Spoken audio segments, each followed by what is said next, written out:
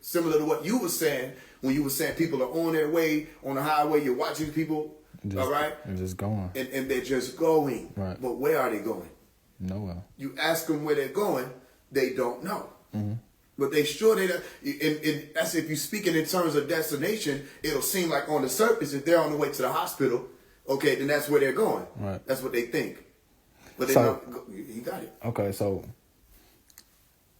all right, because your comment, right, or how we see it from the top down, right? We see it in the way that everybody is just in this concentrated area, so to speak, and people are moving and just moving and moving and moving. Okay. From how we see it from the top down, it looks like you're not actually going nowhere. You know what I'm saying? You already are where you supposed to be at, and you're gonna be here already. Okay. Can you speak about that part of it? Like, okay, from the bird's eye view or God's eye view, looking down on this event happening and people trying to get somewhere that they already at or something like that, or they're trying to find themselves when they already are here, which is already there. People, okay, I think I said people are chasing reality is what you're really looking for. What you mean by that? They're chasing, the reality is you die. So you're chasing death? They're chasing their own tail. It's their own story, if you look at it, right? Because tail would be a story. Right. T-A-L-E, okay? They're chasing their own tail. They're chasing the reality, and that reality is you do pass away. The reality is one day, whoever you think you are, okay, whatever you became or whatever you made of yourself, it's all going to go into the decomposers' bellies with you, with every piece of you. Right. All right? The energy will still go on to be transferred into other forms. Right. It's still a part of the reality. So no matter where you think you're going, the reality is you're chasing your tail, thinking that you're actually going anywhere other than what your destination is, which isn't. You know what isn't is, right? It's like saying existence isn't. Oh, right. So that's what you're saying. They're there already. They're still. You're in motion still. You're still in motion. And still means you're not in motion. Right. And being in motion means you're not still. So still right now, you're in motion. Still. But you're motionless because where do you actually go? If we built this earth plane for you human beings to exist in, where do you go? Right. Other than within the ecosystems that make up the earth plane. You're confined here. It's, okay, maybe quarantined. Because like we spoke about, not all money is good what? Good money. Not all energy is good what? Good energy. And what if this energy hasn't graduated yet? Right. You understand? And that's the oneness that you haven't grasped yet as human beings. But okay, then watch this. Right. Then maybe that energy may be able to phase upward. Okay, after they get past the first phase, they'll be able to phase upward. P-H-A-S-E, and that means to transition. But that's what everybody's speaking. Oh, we're ready to make a transition. I'm ready to transform. Are you really ready? Because once you do that, like the Muslims will speak about reach Jannah or heaven, or the Buddhists will speak about, or the monks, you reach Nirvana. You have to let go of all of the attachments that this type of energy has made while it's been here. Right. It's comfort. Right. You see, the solace, as they call it, being comforted in this plane. So they are on their way somewhere in their mind. That's the illusion. In all actuality, they're going to die, which means they've already died. When you grasp the reality of, if I shoot something in 60 frames per second and somebody pulls a trigger, that bullet may be moving slower. Okay, as opposed to 24 frames per second, or as opposed to the person who doesn't have the mentality or the mental capacity to fathom looking at a bullet. You can't see that as a human being. Right. But we can shoot it and slow it down. You see what I'm explaining to you? It So that's matter what this is, because the impact is still the same. It's just you're watching the bullet in 120 frames per second. Right. 1440 frames per second. You're watching the bullet slow. So that's what you get into the whole a time for man, a day for man is 1,000 days for the overseers. Right. You see? Because they're looking at it from a different frame rate. Similar to you versus the gnat or the fly. Right. Okay, why are we trying to swat at the fly and it moves quickly? Because it's observing reality slower than you are. Based on its size and its perception of what you call gravity, the gravitational realm you exist within, when you start swinging at it, you think you're moving quickly. They're not. You're moving slow. You see the movies? When you see the giants and Giants they're running, and they step they down move like slow. that. Yeah. But they're not moving slow to them. You see? They're moving slow to you based off of your perception. Damn, okay. You see? So it seems to you as human beings that you're going somewhere, but in all actuality, we know where you're going. Right. We watching them run around. They're going to pass away. What will they do with that time? Because your energy is leaving an imprint within itself. Right. All right, so, damn, you said a lot there. I was trying to catch you somewhere, but even then, right. All right. So, we already being here quarantined, or human beings already being here quarantined. Right. And we're not going anywhere, but we're going. Okay, let me say it like this. The moment that we're seeking for has already happened. Right. It's just, you know what I'm saying, basically a process of living is dying. Living is dying, For, dying for is the living. moment of conception, you begin your process of dying. Yeah, exactly. Right. You From think birth. it's living. Right. It's dying. Yeah, Earth too. is a place that you come to die. Okay, so Same way hell is a place that you go to die or be purged. Right, that's what I was going to. Okay. All right, moon. So when we use this energy, right, that we call the body, Right. and we moving around into this and that and third, and Right. as we doing it, it's constantly depleting. And then we could use certain foods, ingest certain foods, and ingest, you know what I'm saying? Like me, I just quit smoking cigarettes. We can do that, Right. but that'll hasten if I'm not. Is that the right word? Hasten the process type thing like that. This It is what can. you would call extracurricular activities while you're in school. Right. You're in school, hell. And these are extracurricular activities. Look at the word curricular. What does it remind you of? Circular. All right. Yeah. You're already in a cycle. Listen, you're already in a cycle and you're trying to add things onto the cycle. You're already in a Right. cycle called life and death, which are one and the same. Right. Can you really tell me the difference? No, I can't. Because what is a death? Death, at what point do you say something is dead? When they try to define it here, they'll say the biological function cease. Right. Okay, but biological functions don't exist other than the fact that there's energetic motion. You understand that? Mm-hmm. So then when does something actually die? Meaning the thing, the energetic composition, when does it actually, it doesn't die. It don't. It may dissipate and it may gather. It may separate or gather, Right. to keep it simple. Okay? So you have organs inside of you, organ tissues, you have your heart. All right? That's something that's placed together. Right. And the blood that's moving in and out of it is held together in a certain way. You have blood cells. Okay? You have different functionalities in your body because of that.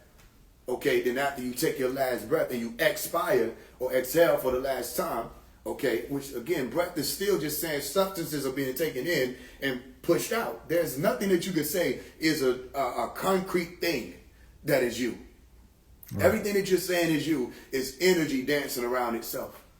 You see what I'm saying? Things moving in and out. So once you breathe that last time and those so-called biological functions cease, all right, the energy is still there.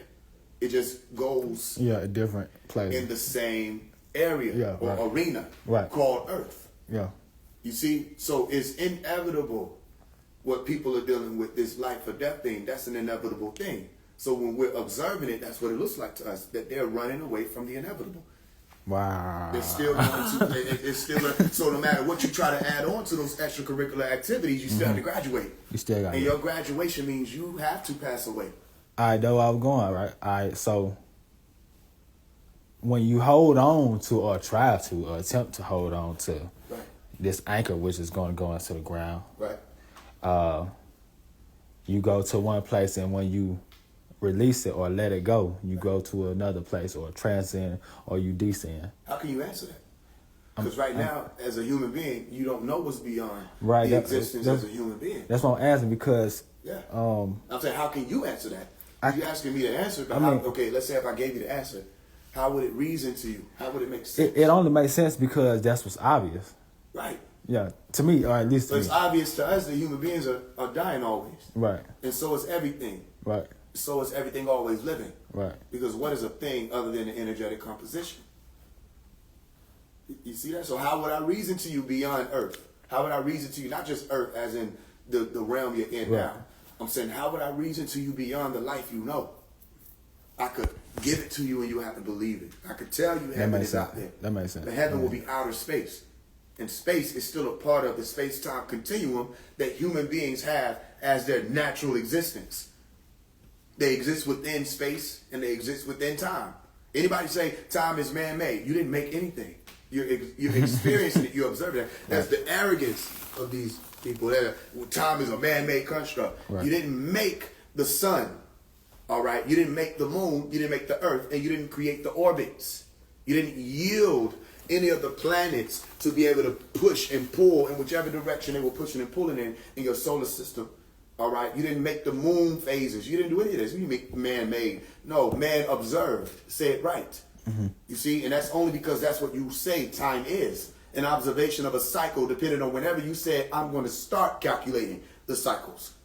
Which means that if the planet Earth's rotation speeds up and there are less days or more days, rather, in a year because of the rotation. You know, every time it rotates, they say it's a day. Right. So if it speeds up, then after a while, if it speeds up to a certain rate, then there will be more days in a year. Mm-hmm. You see that? If it speeds up, then you have to change everything you think time is. Right. You see, so time is ever changing. The point is, you exist within space and time. Anything outside of space and time that you can explain to me about right now? No. And there's no way I can tell you beyond what you know. You know energy. You can't know beyond that. You know space and time. You can't know beyond that. If you can, I challenge you right now to tell me what color comes after white and black. I can't tell you. Because white and black aren't even colors. Right. These are shades or augmentations of light. You see, the electromagnetic spectrum exists as human beings' existence. And even still, when you look at infrared light, what does it look like? Red. There's infrared all around you. No, it's not. Red is red. That's not a trick question, by the way. Nah, don't it got like infrared lights to do like the healing therapy? That shit like that? Infrared is what's coming out of these phone devices. TVs. Yeah, right. On the electromagnetic. You go study electromagnetic spectrum. Radio waves. When last time you saw FM? I haven't seen that. But you saw the letters. Right. What does it look like? You can say you know what it sounds like, but even still, those vibrations exist within you being able to take in that information to your ears without sight. So what does it look like? Right. You see what I'm explaining to you? And not just the sound.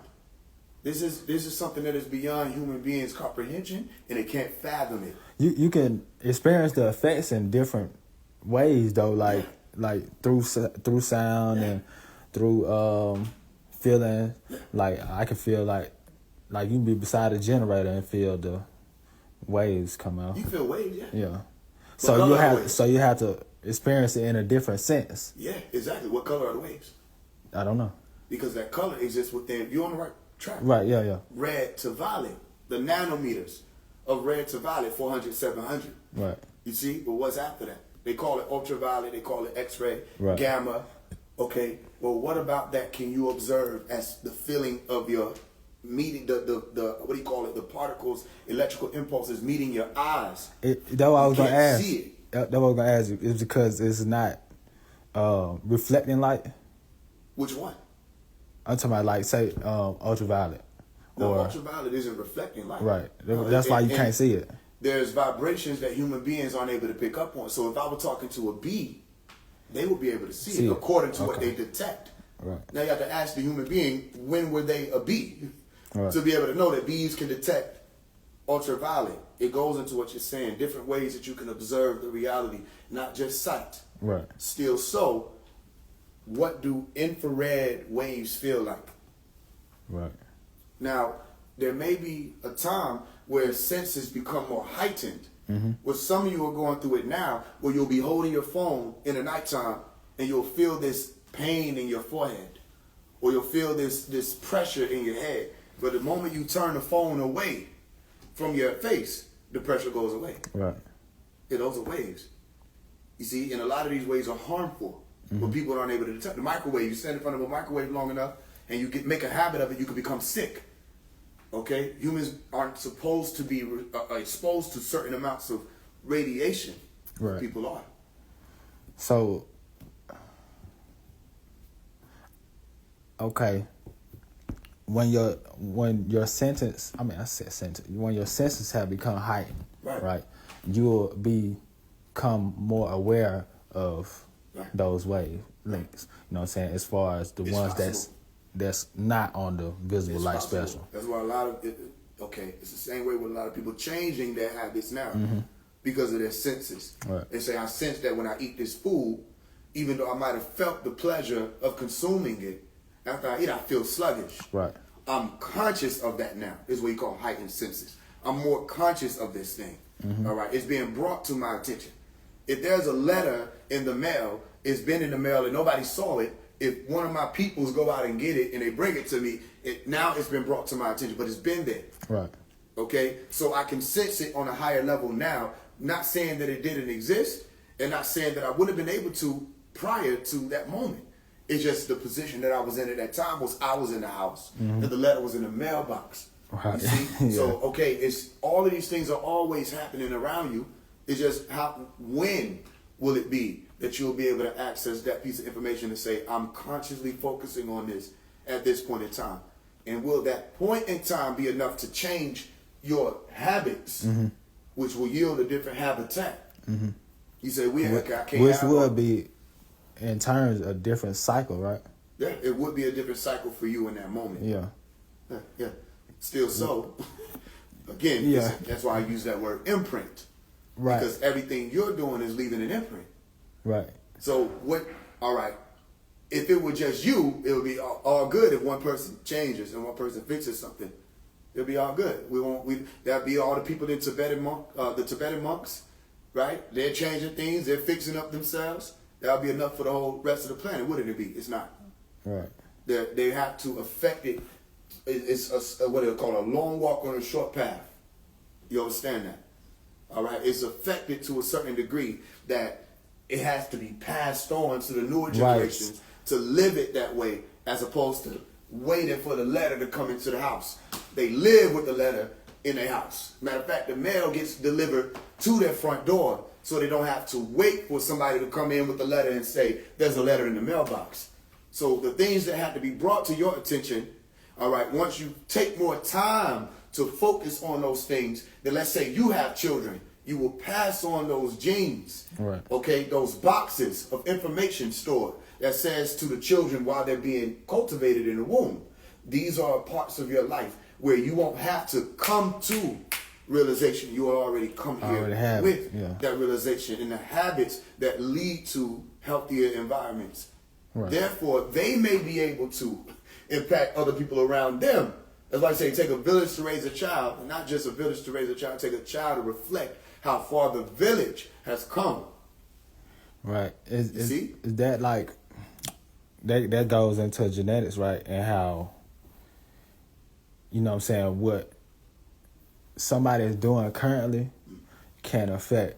It will. It will affect that child. Right. Right. And it's good to go ahead and get good habits right now before you have children, or even if you got children, it be like expose your children to good habits, right? You're exposing yourself to it for them. Right. Not even just your children, your own children, the people you encounter. Why did you snap when you were thinking of something? I don't Do you know. remember the first person that did that? Who did that? I'm asking you. Do you No, remember? I don't. It doesn't cross your It mind. don't cross my It's mind. more of an Look, why did you do that? Why did you do Okay. that? We said, I see. why'd you cover your face? And Yeah. why are you Right, changing and shifting around when things start to make sense to you? Right. And all of these are actual things that you learned. Right. If you grew up in an environment of people who had more motor control, okay, when it comes to their motor cortex or expressions, okay, and they learn how to inhibit certain expressions, right, as opposed to letting them show. Like if you walk past some people that are in the army and they're about face and they're standing at attention, okay, you crack a joke, they're not going to budge. That might turn them more robotic in the long run, which will have its pluses and minuses. You understand that? So for you, you may not have grown up in an environment where people are just upright, you know what I'm saying, standing up tight, all of that. And Right. so then when you say, you feel it and it breathes. Right. You may encounter certain beings where they don't do it like that. They might just blink. When something makes sense to them, they might blink. You see, now human beings have those same type of responses. It's just covered up with all the different types of emotional responses that they exhibit when they meet certain things or find certain things that make sense to them or are appealing to them. Right. What they call subconscious cues. You see? So right now, if I say something to you and you say, right, and you look up to what are you looking at? You're looking for the thought. All right? Which means you're searching yourself inwardly, but you're displaying that searching outwardly. Yeah. You see? So then myself, who studies body language, imagine how many cues I pick up on when somebody is in my presence. Right. You see what I'm explaining to you? Okay, well then you got different people who go through psychological training or psychic training. Okay, depending on which organization. FBI might be psychological, CIA might be psychic. And you have to know the difference between the two, even though they work hand in hand. Still dealing with the psyche or the soul. Okay, if somebody's able to psych you out, it's because they know how the soul works. If somebody's able to do mind control, it's because they know how the mind works. He's going to explain it to you. Right. So then the reason why I asked that is because you still have to learn these things from someone. So it's not always just passed on through the parent to the child. It's not always heredity. Sometimes it's what they call epigenetics. Yeah. There's a small door of a science that means that things that are in your environment can change your being. And they will. They will change your being. Right. You know, if you grew up in a Spanish household, you will be speaking with a whole different tongue. Okay? If you grew up in New York as opposed to Atlanta, there are different tones and tongues that come with these different places. You see? And that's the environment, but also the people in the environment. Take the people from New York out of New York and put them in Atlanta, and take the people from Atlanta out of Atlanta, put them in New York, and the niggas from Atlanta are still going to sound like Atlanta is just going to be the New York tongue in 10 years from now. People are going to say that's how niggas from New York sound. Right. You see what I'm explaining to you? Yeah. And then the people from Atlanta or from New York going to sound still how they sound in New York. They just say that's how people from Atlanta sound. Yeah, that's crazy. You get what I'm explaining to you? And then whoever goes into whichever environment, whether they're birthed there or they're maybe moved there, even after a certain amount of years of being here, 7 years old, beyond that, you could be 50 years old and go to a new community and be impressed upon.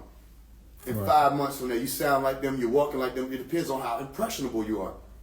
Yeah. You see? So the awareness of your genes, it helps you to develop better imprints. It's all going to be about imprints in the end of the day. You know that your mother has certain habits. You know that your father has certain habits. So what do? You check those habits to see which ones are more favorable and which ones aren't. Right. And you silence the ones that aren't. And you move with the ones that are. It builds a new being in you.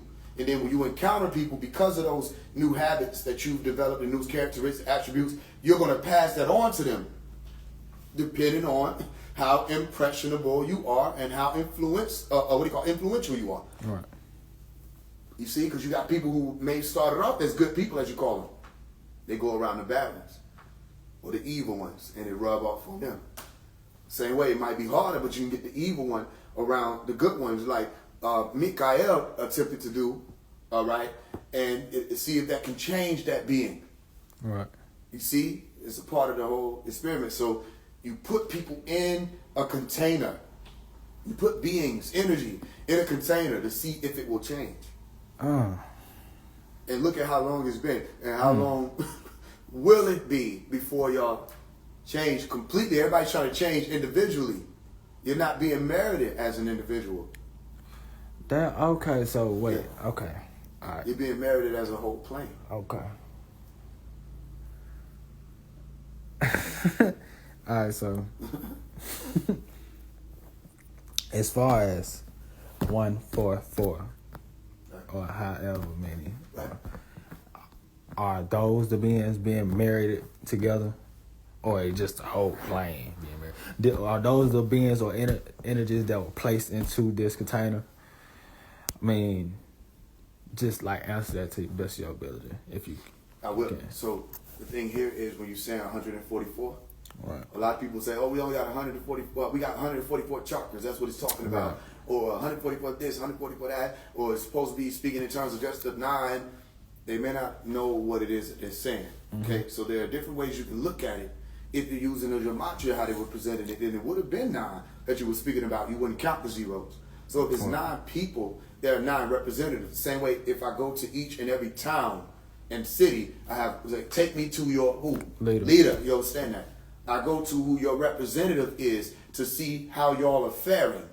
And let's say if I was a scout looking for the best of the basketball players, and I go and find a team of people I say, who's the best on your team? Right. Then you're responsible of being able to yield the proper representative, and you're trusting in whoever that would be.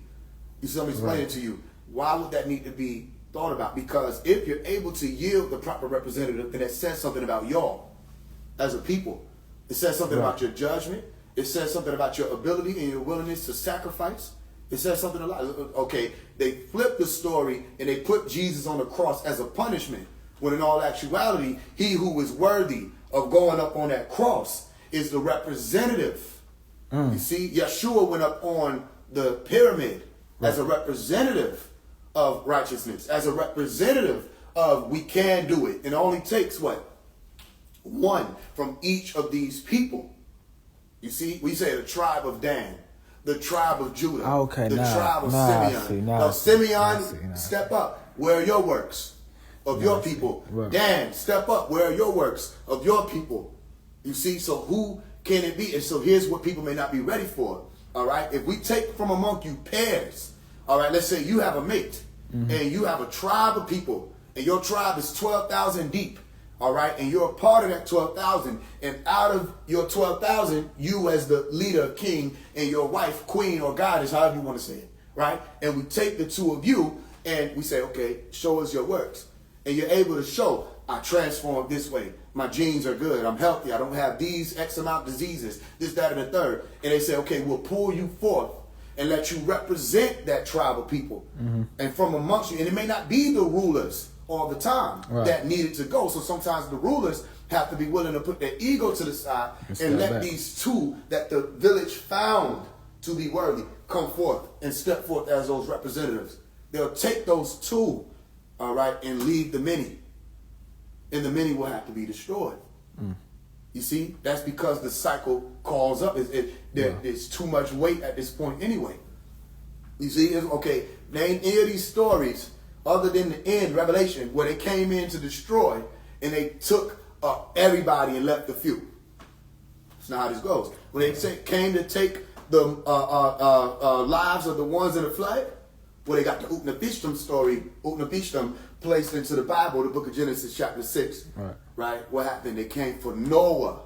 And they said he was perfect in his what? His gene. Generations. The word gene is there. Yeah. Okay, Tamim, perfect in his generations. They took him and a few and destroyed the rest. They took Lot and Sabria. All right, well, Sabria didn't make it because she lagged behind, which they said in Al-Quran, the Quran book, that they knew it would happen, that she would lag behind.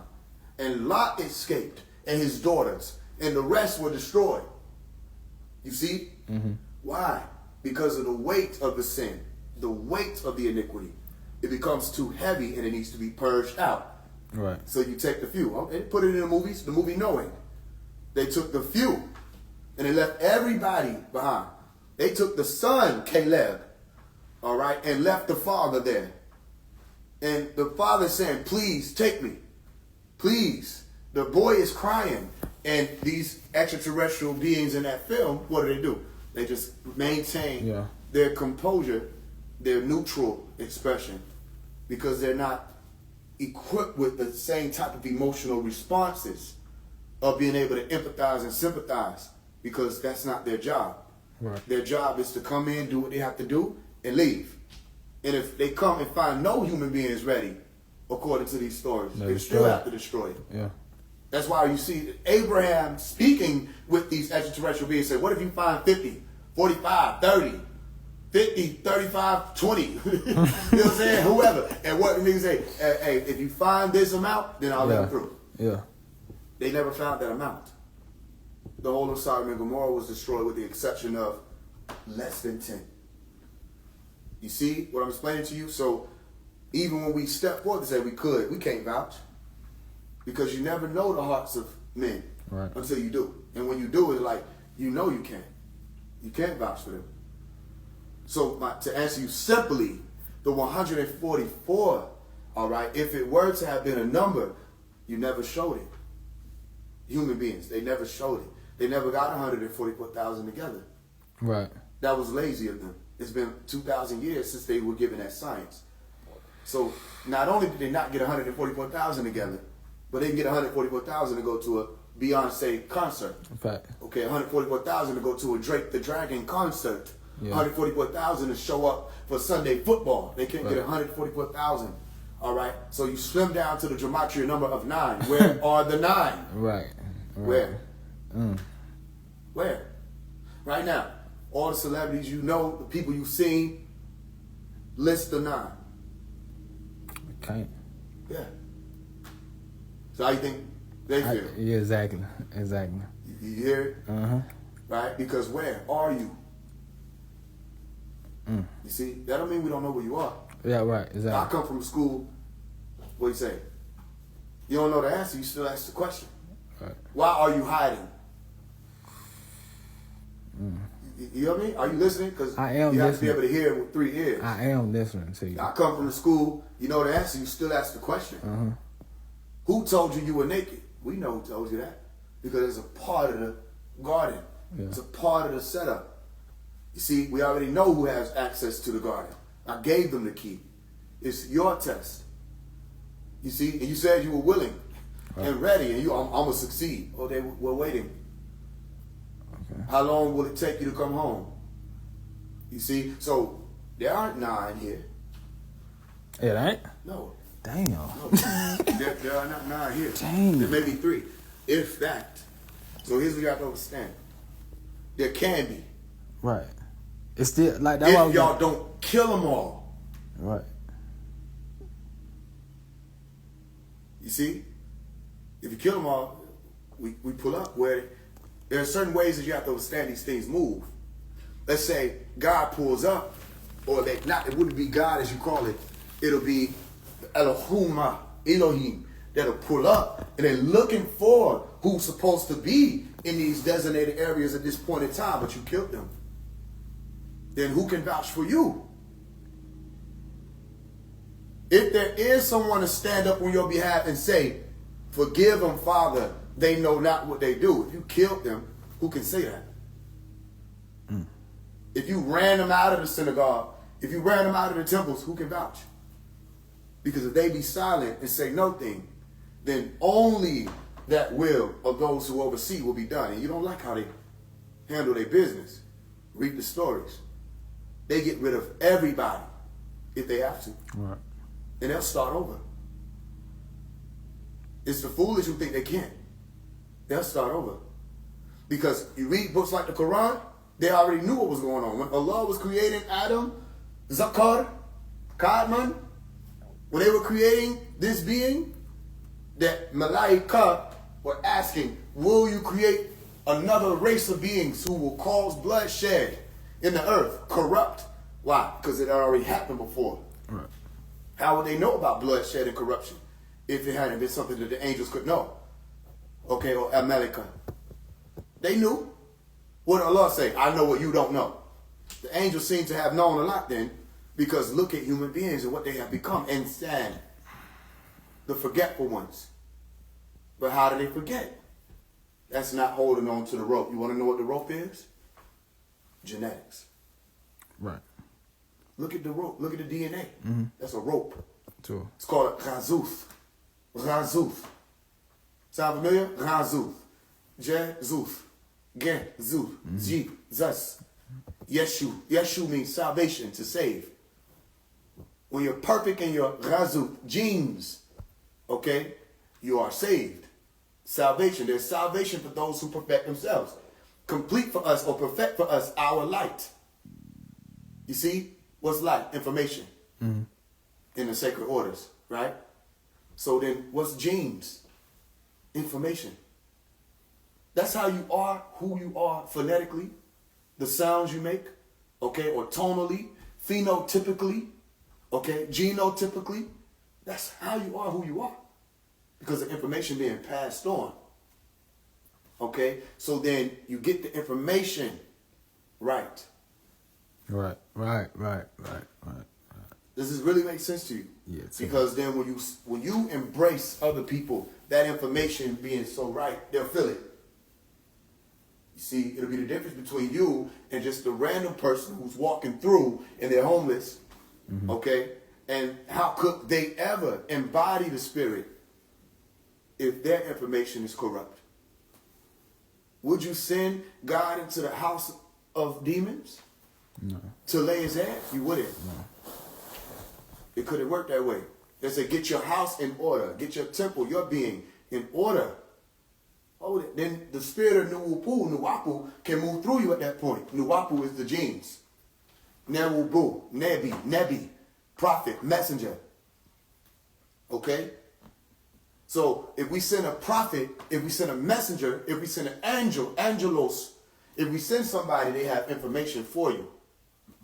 Okay? Rasul. They're sent with information. They have to test that information, see if it works. You see? Look at the state of this world. Which information has worked for the world? It has not worked.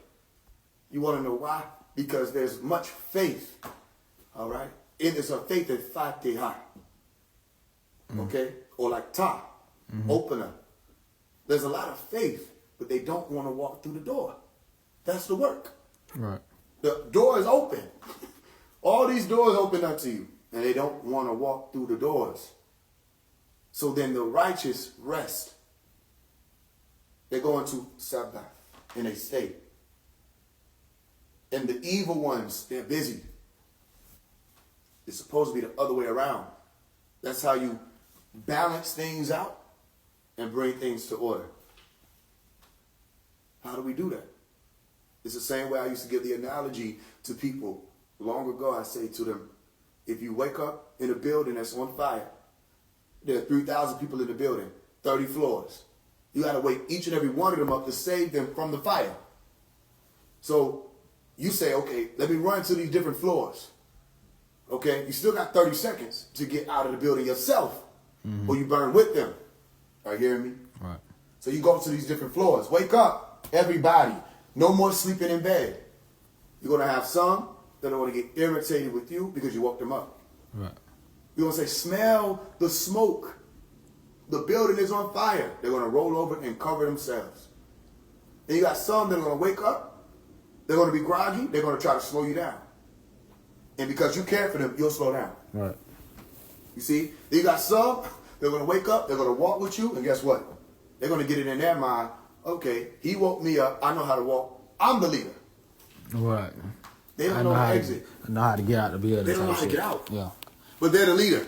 Right. They're one of the 23 scientists that created the cosmos. Right. And you say, where are you going? I'm going to the exit. You're like, nigga, that's the pantry. Right. The pantry's on fire. And guess what they do? Wow, they so grab then- people. Oh, yeah, right, yeah. And the people start walking with them. And they're all headed toward the pantry. They all headed toward the freezer. That's not the exit. You're still calling out, but you can't follow them into there because you are on a time limit also. Okay? So you running up the stairs. Guess what? Some of the people you're waking up, they trying to push you down the stairs because they want to get to the glory first that they think comes with being the rescuer. There's no glory in the rescuer.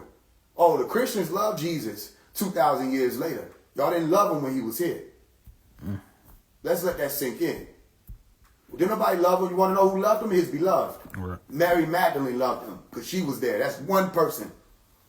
His mother loved him. That's two women, by the way. Oh, they love him now because Jesus can't take nobody women. Right. Yeah. You know what I'm saying? Yeah. That's the only man that the pastors and the rest of the people who got all this ego, they'll let the women scream his name. They'll let the women say, I love me some Jesus. Yeah. He'll join in. I love me some Jesus too. Sweet Jesus. You know what I'm saying? Let her love somebody else as a friend. It's a problem. Let her love a celebrity that she is a problem. Yeah. You see, my point here is if a leader came into the community and was able to do great things and that pastor was able to observe it, he'll call him the devil. Right. He'll have him stoned. He'll have him cast out, crucified. Same thing they did to Jesus. But let 2,000 years pass after they done had that person crucified, that pastor's descendants will love that person, uplift that person and say, we can't do nothing without Jesus, da-da-da-da. But y'all hated him while he was here. And it's in their genes too. It's in their genes. They said put it on our generations. Right. You read the story? They said put the blood on our children. Right. It is in their genes. You meeting people, you don't know why they hate you. Because they're the descendants of the ones who screamed crucify him. Yeah, type shit. You see that? Yeah, too. Yeah. They're the descendants, and now they're out here still saying it. And it's not the many. The messiahs don't come in many. Right. They come in 1, 2, 3, maybe 9. But you have to find them. And then when you find them, you see that they're fighting. You find one of them, they're fighting 50,000 people by themselves. Oh, they can do it. You say, yo, come with me, I got your back. So you found one, and now it's 2 of y'all. But y'all got to fight 1 million people now. Right. Because the more y'all get together, the more demons come. Yeah, right. The more y'all get together, the more demons come.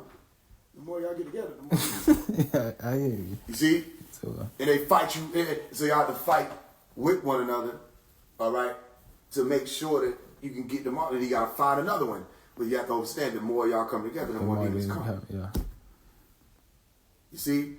So then you start realizing it. You say, okay, you're going into hell, Adafa, to remind people of what they should have already known. Right.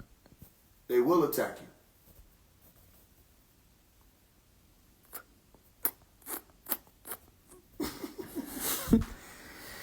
Oh, man. Y'all got any questions, man? Do y'all have any questions? Any questions, you know? I can sit here and ask and ask and ask and ask and ask and ask. And I will always ask. Yep. You know what I mean? Because I don't have answers. But when you're around somebody that got answers that you don't, or keys to doors that you don't have, might as well ask. Yep. What else you want to know? Somebody says, so what's the end? The end of what? The end of what? How do you figure these numbers? Somebody said 1440 meaning. What's the meaning of 1440? Mm-hmm. All right. You tell them. What is the meaning of 1440? 144, the 9. I got it from Revelation 7, Revelation 14 at 144,000. And also, this man named Faise One, I got it from him. He was teaching it online. And specifically 1440, the degrees of 1440. And how you have 360, and you get 720, and you go up into Malakut and get another 720, which equals 1440. And Ta is the opener to that. That's the way I look at it. That's my whole thing that I'm living up to. You know what I mean? Right. Yeah, for sure. Right. So it's a key. Ta? 1440. Oh. The whole thing. The whole thing. Yeah. It's a key. And you'll know it because you know it. Like you said, 360, 360, 360, 360. That's a turn. What's 360 plus 360? 720. Mm-hmm. What's 720, 720? 1440.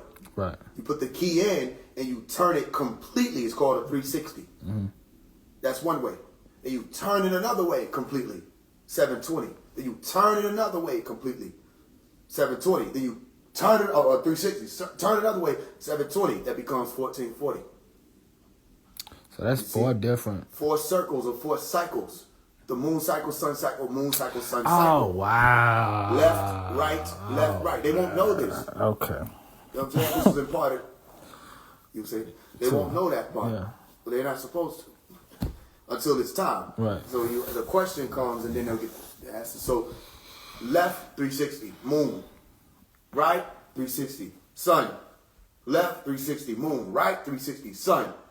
And then, what is that? The opening. Mm-hmm. It opens. Okay? It's called a quatrefoil. Also, quatrefoil. Go look it up. A quatrefoil is a symbol similar to the Ankh. Anak. Let me see that. Okay? Yeah, you go look it up. Anak.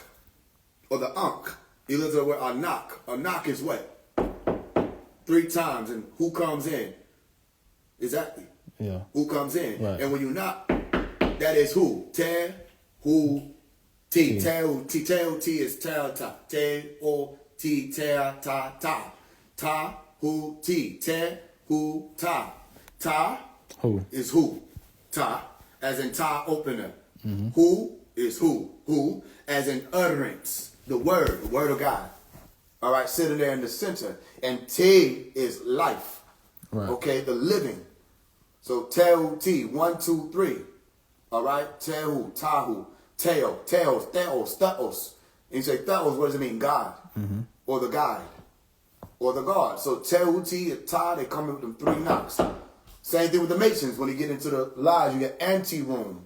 Okay, or the dark room, which isn't necessarily dark. It's just dark to you because you have on a blindfold. They come and they knock 3 times. 1, 2, 3. 3 knocks. Okay? So look at the 4 boxes of the Windows computer. What is that word? What? Which one? A knock. What? Unk. No.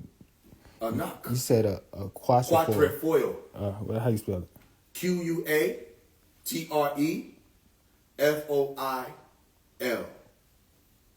You'll see it goes to the images. Oh, you talking about that? Talking about what? I'm looking at it. It's just Yeah. Yeah. You have to show your peoples. I'm fine, yeah. No. This is a quadrifoil. Right. You see how there are 4 circles? Yeah. Okay. You have to look at it now. Those are 4 circles. That's the unk. All right. You see it? It's a cross. Now, how many degrees in a square? 360. Right. How many degrees in a circle?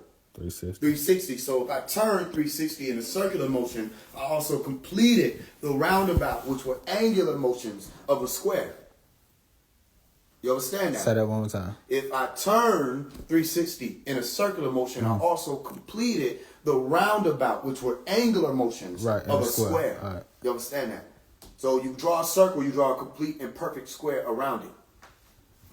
You see? Okay.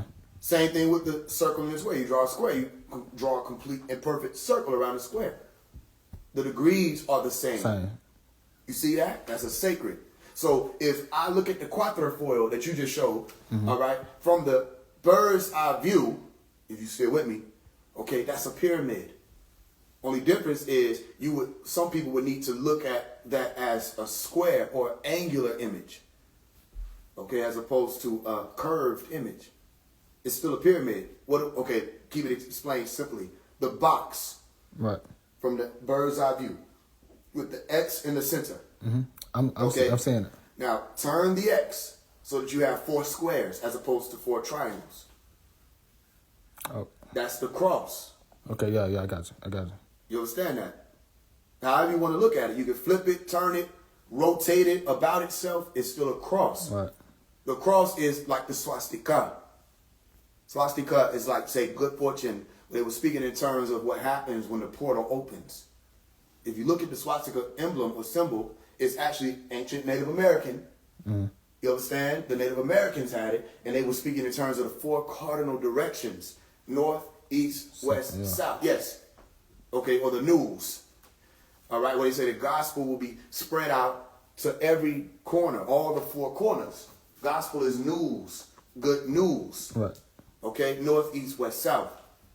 All right, so if I put the key in the center, where the life, if you look at the ankh, the key goes right there in the center of that circle, and it turns within itself. In that formation, you'll see the activation of the pyramid in the center, the fire in the center. Right. So if I put that key in the center and I turn it, it activates and the portal opens. When you see them Stargate type movies, you see the portal, it don't just open and just sitting there. There's motion. There's a vortex. There's a spiraling. That comes from the turning motion of the activation of the portal or the Stargate. That's what the quatrefoil is referring to. Another Stargate. Also, the Mayans, the Aztecs, and Inca, they played these types of games. Okay, I think it was called Pak-Tak. Okay, go look it up, Pak-Tak. And Pak-Tak was a word, it was speaking in terms of a game like basketball, where they go back and forth with a ball, okay, similar to the sports, to get it into these circles. Okay, played on a court similar to basketball courts. And it was symbolic of human beings and beings alike being able to travel through these gates of the gods. Stargates. Wow. Go back and watch that movie, Alien versus Predator. Okay? The Predators was a sign of the ancient Mayans or Mayas. Okay? The ones who had them locks with that advanced technology. See how they had dreadlocks, right? If you can hear what I'm saying. Yeah, I'm listening. Yeah, okay, so then that's people. They say alien versus predator. If they're both extraterrestrials, then why don't you just call them both aliens? Right. Because the word predator is what? Predator. Mm-hmm. The ones who were here before those so-called aliens. You see, I mean, it's right there in the words. Yeah. And you notice in that movie, they spared somebody in the first movie. Who did they spare? I ain't never seen it. Well, I seen the movie. It's been a minute. They spared Sanaa Lathan, a melanin-dominant woman, a black lady, because of her energy. The ones who were aggressive and wanted to fight up, they destroyed them. Yeah. But she who had the calmness and the agreeable energy, they spared her, and she got out. He put a mark on her to tell the rest of them, don't harm her. Yeah. You understand what I'm saying to you? To her. That life symbol takes you to the melanin-dominant woman. The original ones who were here, okay, if they were here as primates, before the primates, okay, or before mating, primate, pre-mating, all right, before it was needed that human beings needed to mate with one another, okay, so then that's the woman. It's a certain type of energy. So when you say Ankh, it's that eternal life, all right, life, Eve, right, living soul, Eve. Genesis chapter 2, verse 7, form a man out of the dust of the ground, breathing into them the spirit, and they become Eve, a living soul, living. You see? Yeah. Ankh, life. The woman, supreme being. What does it mean, though? It's a lot that you have to go into. Yeah, the Sphinx, Tefnut, all right, moisture, water, new life. You have to be born and new. New is nun, like the nuns. When the nuns say, I'm done with all this fleshy stuff, I'm done with living in the materialistic realm, they abstain and they protect their virtuosity, what they call it virtuosity. In all actuality, a lot of them coming out of Babylon, which they didn't have virtuosity at that point. You see, but even still, they make it up that they do, and they protect it, and they say, I'm going to be abstinent, all right, and they're going to save themselves for the Lord. That's called a nun. A nun is like saying nun, and nun is that primordial, or primeval as they call it. Even if you say primeval, Eve is right there in the word. Mm-hmm. All right, primordial, the prime order, the women, the waters that were there in the beginning, called Tehom in the book of Genesis chapter 1, verse 2. Tehom, Tehoma, Tiamat. And Tiamat was speaking of the waters, or the deep waters called abyss. You see, like Ibis, and Ibis is Tehuti. Right. Okay, Tehom, Tiamat, abyss, the deepest chaotic waters of cause. You see that? And okay, so I'm saying we open up the way of this. All I'm saying to you is literally all of these words is speaking about a type of technology. Go watch the movie Stargate. When they finally got the gate open, it looked like water. Right, that's what I was finna say, right. Okay, so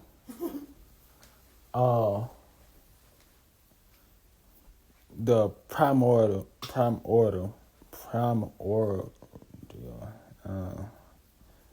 you know my tongue comes. Like primordial waters, right? Right. Or nun. Right.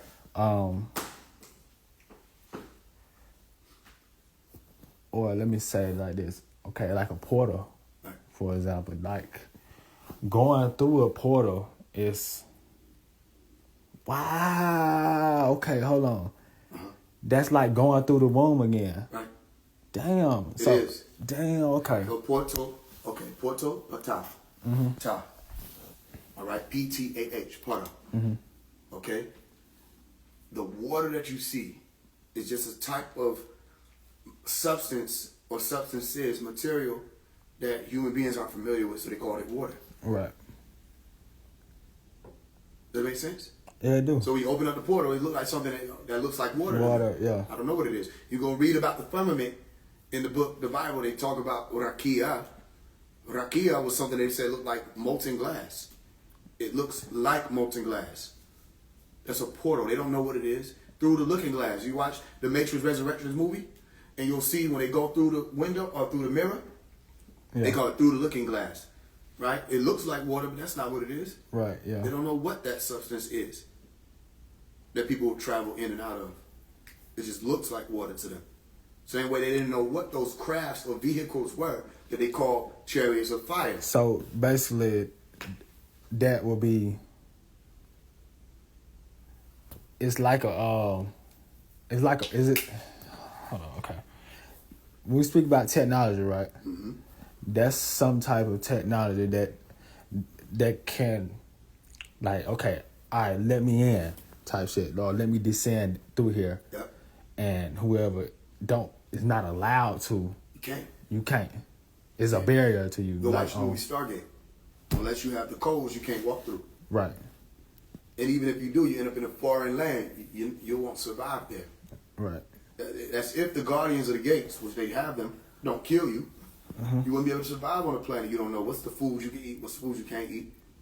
Same thing, pick somebody up and put them in the jungle, they won't know how to survive. Right. Which make you think you're going to survive on risk if you find a portal that leads there. Right. You get to that environment, you don't even breathe those types of chemicals. You see? There's no oxygen, there's only nitrogen. But certain life forms have been able to develop to be able to exist in those types of environments. And you're not one of them. So the moment you get there anyway, you're the end. Mm-hmm. You see? Right, yeah. It'll be like walking into the desert. You would. Yeah. It'd be worse than that. Right, exactly. If it's that type of environment. Now, you may go A to Z to a realm that's similar to Earth. Right, and it's like you're down there like adapt. Yeah. So and then okay, even how I'm looking at it, right? From the top view down. Yep. You coming into Earth would be like coming into going through the womb. It wouldn't be a top view down. It'd be like walking through a door. Like going through the womb, right? Or, yeah. Okay. So then your thing is it like coming through the womb? Yeah. Yes. And like, and leaving out also would be the same. Exactly. Yes. Right. Okay. Right. Because there'd be a whole new. You just have to know water isn't speaking about water. Right. If I say separation of the two waters, separation of the two realms. Right. Okay. See that? I got you. Yeah, it makes sense now. Yeah. It makes perfect sense. So I walk now. straight through the door, and I'm here now. And I walk back through that door. I come from the unseen into the seen. That doesn't mean that where I came from, there's nothing to see. Mm-hmm. It just means you can't see me. Okay, the Harry Potter movie, we put on the invisibility cloak. Right? I was reading the question. I understand. What's the question? I'm trying to understand it. How do you figure these numbers like 9, 1, 1, 2, 3? What is the meaning? You give numbers meaning. Right. Y'all can give whatever numbers you want to give to numbers. And then you see if they are applying to you or not. So somebody can give you a number meaning. That don't mean it's what it's supposed to mean for you. Mm-hmm. Numerology is subjective. Based on your own experience. Everybody's angel numbers ain't everybody's angel numbers. So is there an afterlife? Look, when I seen the word afterlife, I thought of afterlife. Is there an afterlife? Yeah. Yeah. After life, if you're saying life is you existing in this human being's form with the biological functions you possess, the brain parts and functionality, nervous system, all of that that you possess right now, your anatomy, who you are now. After that passes away, people will bury you. Mm-hmm. And they live on. Right, yeah. So after your life, there is an afterlife. And the people, you're in the afterlife right now of Einstein. You see, they're not, I know. people out there that can't get these answers. Right. They're looking for something ghosty and spooky. Yeah, exactly. And deal with the science of it. You don't know what you're saying. Right. So let me tell you what you do know. So when you ask people questions, you give them what they can know. You see? You can know that, all right, you have ancestors of yours that have existed with you that have passed on. Mm-hmm. Okay? They become your ancestor in that regard. All right? You're in their afterlife. If you ever buried somebody, you're in the afterlife. Right. You ever buried a turtle? You ever had a pet? Oh, Yeah, I'm asking you. You ever got a pet? yeah. Did they pass away? Yeah. You're in the afterlife. Mm-hmm. Don't be scared. No, I'm used to it right now. Yeah, okay. This is the afterlife. Yeah. Tell them that. So, yeah, the thing is, there are afterlives that you're dealing with because people have lived and passed on. And then there's an after form. Right. That after form is not known to us in this reality because I can't even keep up with every breath that I let out. Mm-hmm. Okay, when the last time you capsulated or captured your breath and said, here is a piece of me? You can't. You see what I'm explaining to you? It's not something that human beings do. So you breathe in and out all the time. You're dying and living and dying and living. All right? When you pass away, do you breathe in one more time or out? You breathe out. Yeah, that's it. They breathe out. They let out their last breath. That's it. Let a person say, and die. They still got to let that out. Yeah, okay. That energy goes somewhere. You understand what I'm explaining to you? Yeah. So if I wanted to answer you what your after form would be, you're telling me to compensate, what do you call it? You're telling me to, what do you say? Capture. And there's another word, so I would see. You say capture. Capsulate? No, not capsulate.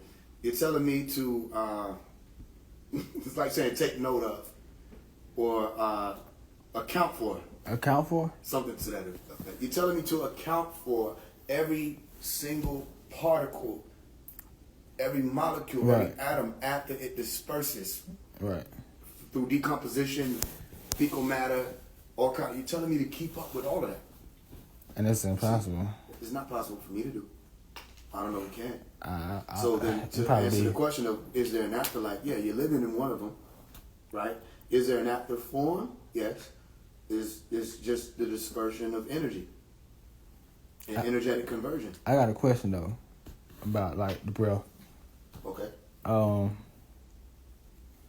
Okay, like how we sit here breathing.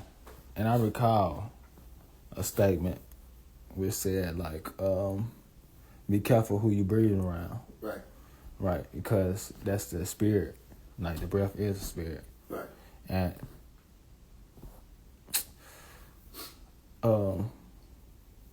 okay, what I've noticed, even like before it was said, right? What I noticed was like, even with me being out there in the environment that I'm in, like, that's not, like, most people wouldn't even been able to keep a sane mind, you know what I'm saying? Because you breathing in all type of fumes. Right. And then I stay on the highway, you breathing in all that type of stuff. Most people would have been susceptible to being accessed, if I'm making sense with that. It does make sense. You also have to take into account your experience as you. When somebody says that to you, that you can reason and say, okay, I've been around this type of breathing. The child that comes in, somebody can have a bad attitude, the child is oblivious to that. Right. They're not in that state to think that somebody breathing a certain way means they're having a bad attitude. Now, sometimes children are able to pick up on pitch variations and things like that to see you ain't in a good mood and all of that. But most of the time you get around somebody that may not have good energy or they do have good energy, the child is oblivious to that. Right. It's not always the child. Sometimes it's the adult. They're not able to have what's called discernment.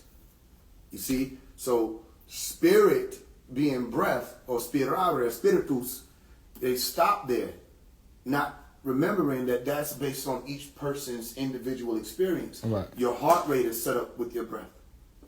Your breath cycles your breath. But that's you individually.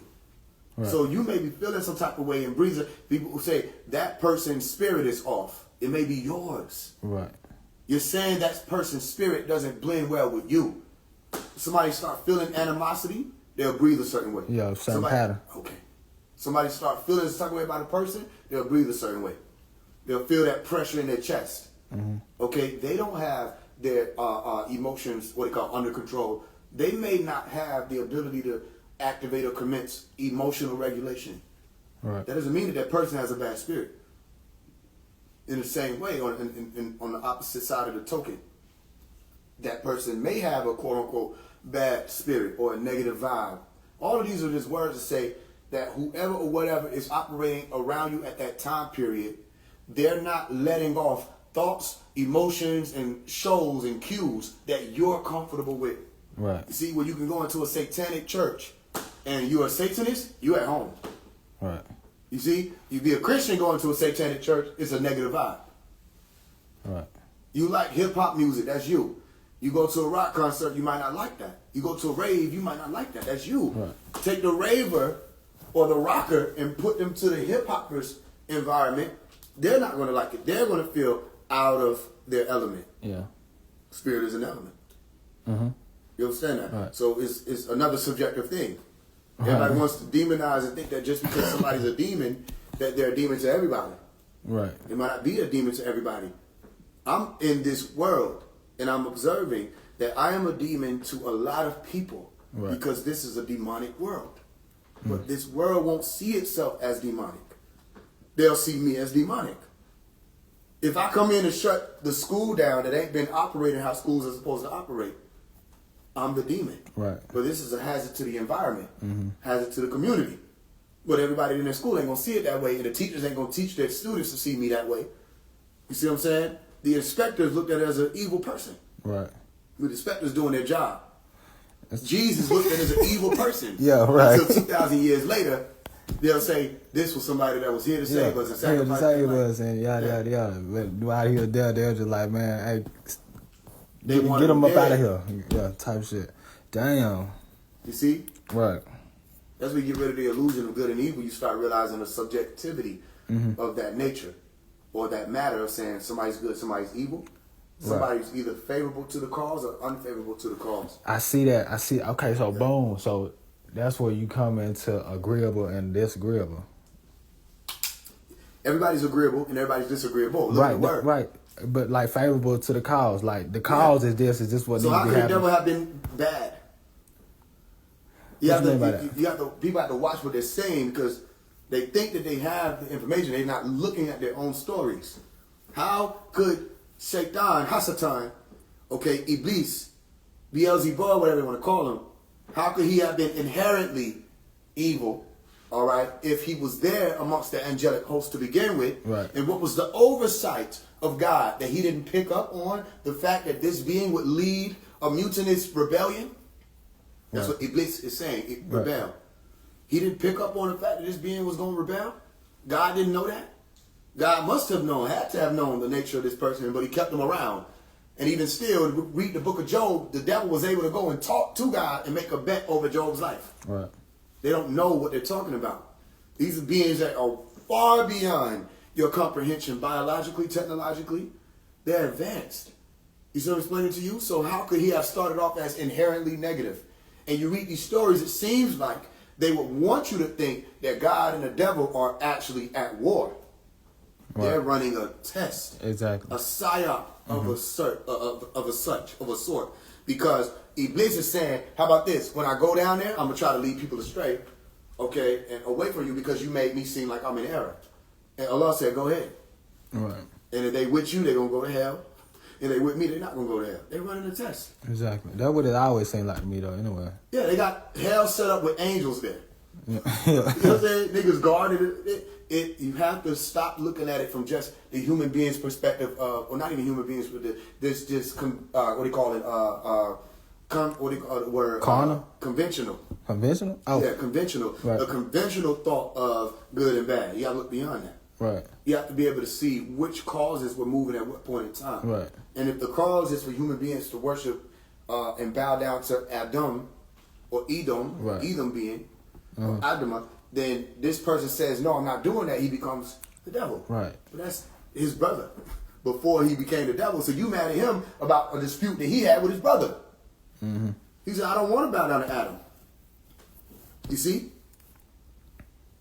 So then they have a war. They say, you go over there to your house, I'm going to stay over here at my house. Right. Some of y'all over here in his house, all right, saying you want to get back to God's house. And then Iblis is saying, all right, you want to come to hell with me, do all this stuff. And God is saying, hey, you want to come to heaven with me, do all this stuff. And y'all caught in between, not understanding that one of your natures may be different than the next person's. Mm-hmm. So some of y'all are actually demonic. Mm-hmm. Some of y'all are angelic, so to say. Some of y'all will be able to achieve and obtain what you call higher states of more favorable and clean outcomes. Some people don't like that. Right. Some people want chaos. Some people enjoy murder. Right. You know what I'm saying? You see people, they watch these horror movies all the time. Another horror movie come out, they gotta go get it. Mm-hmm. They like being scared. You see? They like vain things. Other people, they don't like this type of stuff.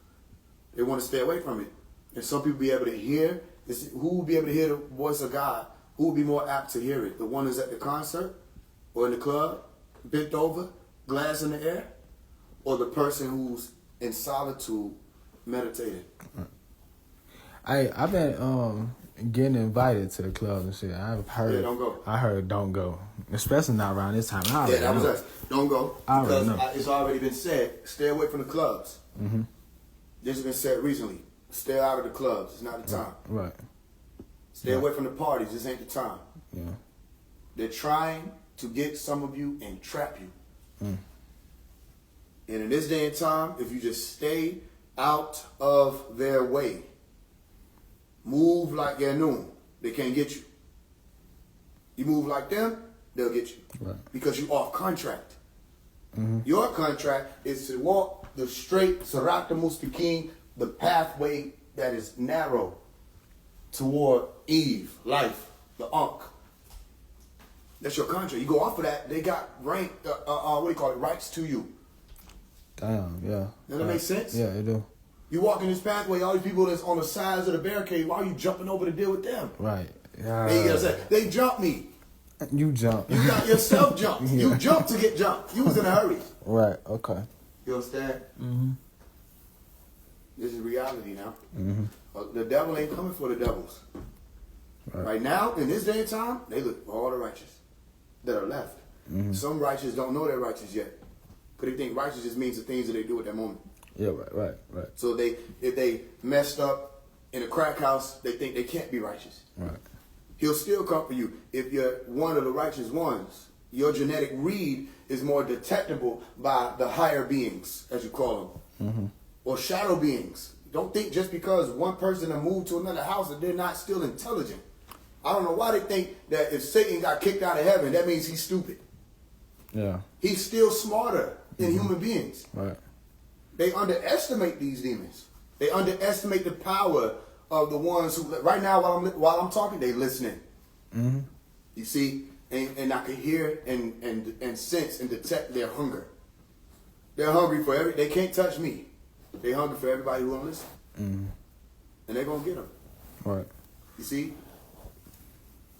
So yeah, don't underestimate these demons. They're smart. They put clubs to pull you there. Right. Shootouts at the clubs. Innocent. Somebody dies. Hey, you know, like I was told, right, about like bioluminescent amber light beings. Yeah. And I think one of them walked up on me. Oh, okay. Like, What'd you do? I was in the library, right? Yeah. And so, I think you had called me during it. Right. Right. As soon as, like, she walked up, right? And, like, my phone was on Do Not Disturb. Yeah. So I didn't see it. But as soon as she walked up, I seen her walk in, and I seen her when she looked at me, she walked all the way around and then came and, like, waved at me or whatever. Right. You know what I'm saying? And so she had told the person that she was with, she was like, hold on, let me talk to him. Right quick. And so I'm just sitting there, like, I'm sitting there, I'm like, okay, whatever. Uh-huh. And she walks up and she say something to me like, I'm homeless, yada, yada, this, yada, yada, that. Mm-hmm. And I can stand my car, you know, and like resources, places I can. I said, okay, I told her this place. Mm-hmm. She wrote it down, and she was like, "You're so strong." Mm-hmm. We in the library type shit, like, whatever. Mm-hmm. And I'm like, I'm just sitting there looking at it, like, and after she told me her name, What was her name? Vanessa. Okay. Right. Okay. So I was like, okay. Vanessa being this, that, third. Okay. Uh-huh. So I'm just sitting there looking at her. She's sitting there talking to me, and then You know what I'm saying? She basically on the resource, like, I'm homeless too type shit, whatever. Well, and she said, I want to do what you do, and yada, yada, yada. And I was like, you can go ahead and tell your story. She said, I can't tell that. And she linked over and whispered to me, said something to me. She said from something, I can't even call what she said. It was something like along the lines of what I know. Yeah, I can't speak the way you do it and just like that. I said, okay. But like when she whispered, I was like, You know what I mean? That's the type of vibe I had. Like, Yeah. And then she went on about her business. Yeah. What was she wearing? Black. What kind of black? And she had on some like I'm saying like long sleeve, pants. No, it wasn't dress. long sleeve. It wasn't long sleeve. What was it? She had on some pants. She had on like short sleeve, like denim. What color? Bluish, kind of darkish blue, something like that. Black shirt. Black shirt. Caucasoid? No. Melanin dominant? Melanin Negroid? Yeah. Okay. What was her hairstyle? I'm trying to recall.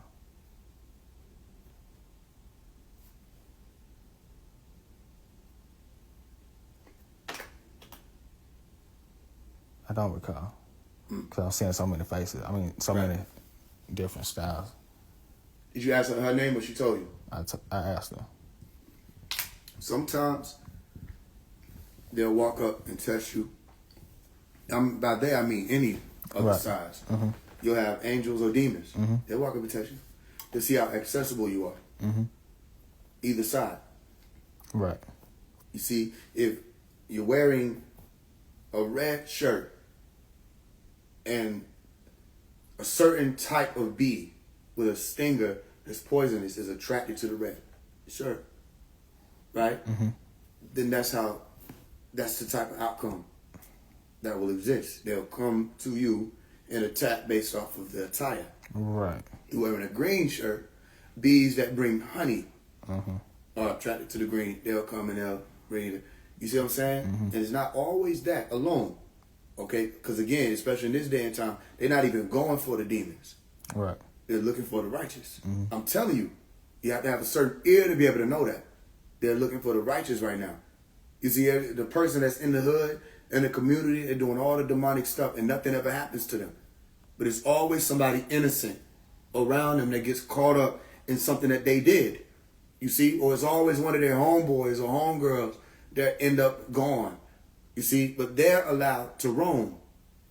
Similar to the They Cloned Tyrone movie. You ever saw that? Yeah. See how they needed Tyrone because he's that drug dealer. I didn't see the whole movie. You got to watch it. I think I seen the end of it. You got to watch it. You see, that movie is in alignment with what I've been saying to y'all. Mm-hmm. You see? In what way? In the way of Mount Zion. Right, okay. The way. Isn't that the place that... The church that they had to meet at. Yeah. I had already put it in one of the books, How to Love Again. Mm-hmm. Explained it before the movie ever came out. And then it came out with the movie. And it just explained it further. You see? Right. In and out. There's walk-ins. And there's walk-outs. Mm-hmm. You see? You got to watch for not just the random person. You got to watch for the shift in the people you're dealing with. Right. It's happening more now. It's like, and everybody won't have the experience because not everybody is walking up the mountain. Some people are like, yo, there's nothing going on. Right, they're not after you. They don't want you. They want the righteous. Because all it takes is one Neo to short circuit the entire computer grid. Right. You saw that in the movie Matrix, I think it was Reloaded or Resurrections. Not Resurrections, I think Revolution, one of them. But it was Reloaded, Revolution. But Neo stretched himself out as if he was on a cross and turned into a being of light and short-circuited the whole Matrix. Right. All it takes is one of us to do that. All it takes is one of us to do that. All it takes is one of us. And I know that too, though. To do that. But at the same time, like, what is the point of it being... If I don't take one... then they will be after that one. It's the same story. Okay, all right. It's the same story. All right, It's the same story because they get rid of that one. The one attempts to get to disciples. All right. In time. So the disciples can learn before we can't exist in this realm but for so long. You don't remember Dr. Malachi York saying, y'all gonna have to see what I'm saying before he realizes how dangerous I am, and then I'll have to leave. Yeah. Why would he say that? We can't exist here that long. Right. Oh, majority of people will be able to go to the club. If I go to the club, they will kill me. Right. Majority of people will be able to walk through the societies and they won't be bothered.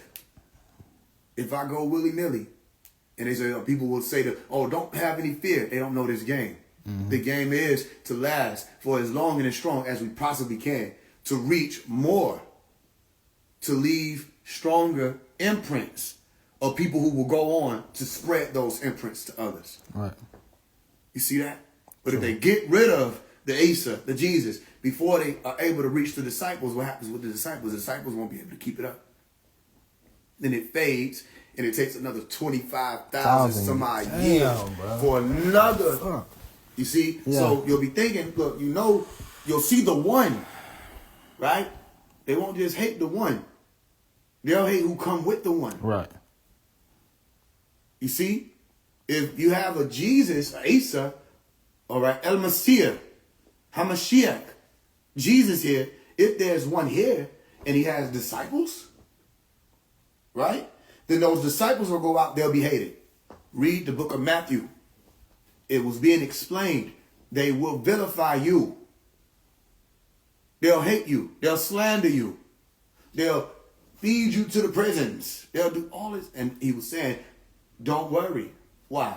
Because come on. That's of those who are persecuted for righteous name's sake. Yeah, exactly. He already knew what it was. And they were supposed to already know what it was. Mm-hmm. A lot of them didn't have the nerve. Mm-hmm. A lot of them didn't have the gall. You see, because as soon as it hit the fan, they dipped. They ran and fled. So there are a lot of things that I have to say to you, but you can't bear them now. Mm-hmm. If you could, it would never have been said. You can't bear them now. So then he left. Said another will come, called a comforter, the spirit of truth. Truth. And what will you do when that spirit shows up? Because just because one goes from one location to another doesn't mean they don't exist anymore. They're still here. You see? Right. They're still right there. Watching. Right. Then the spirit of truth comes through. How will you know the spirit of truth? It won't be me. It's not written that way. Right. He will speak of me. You see that? Yeah.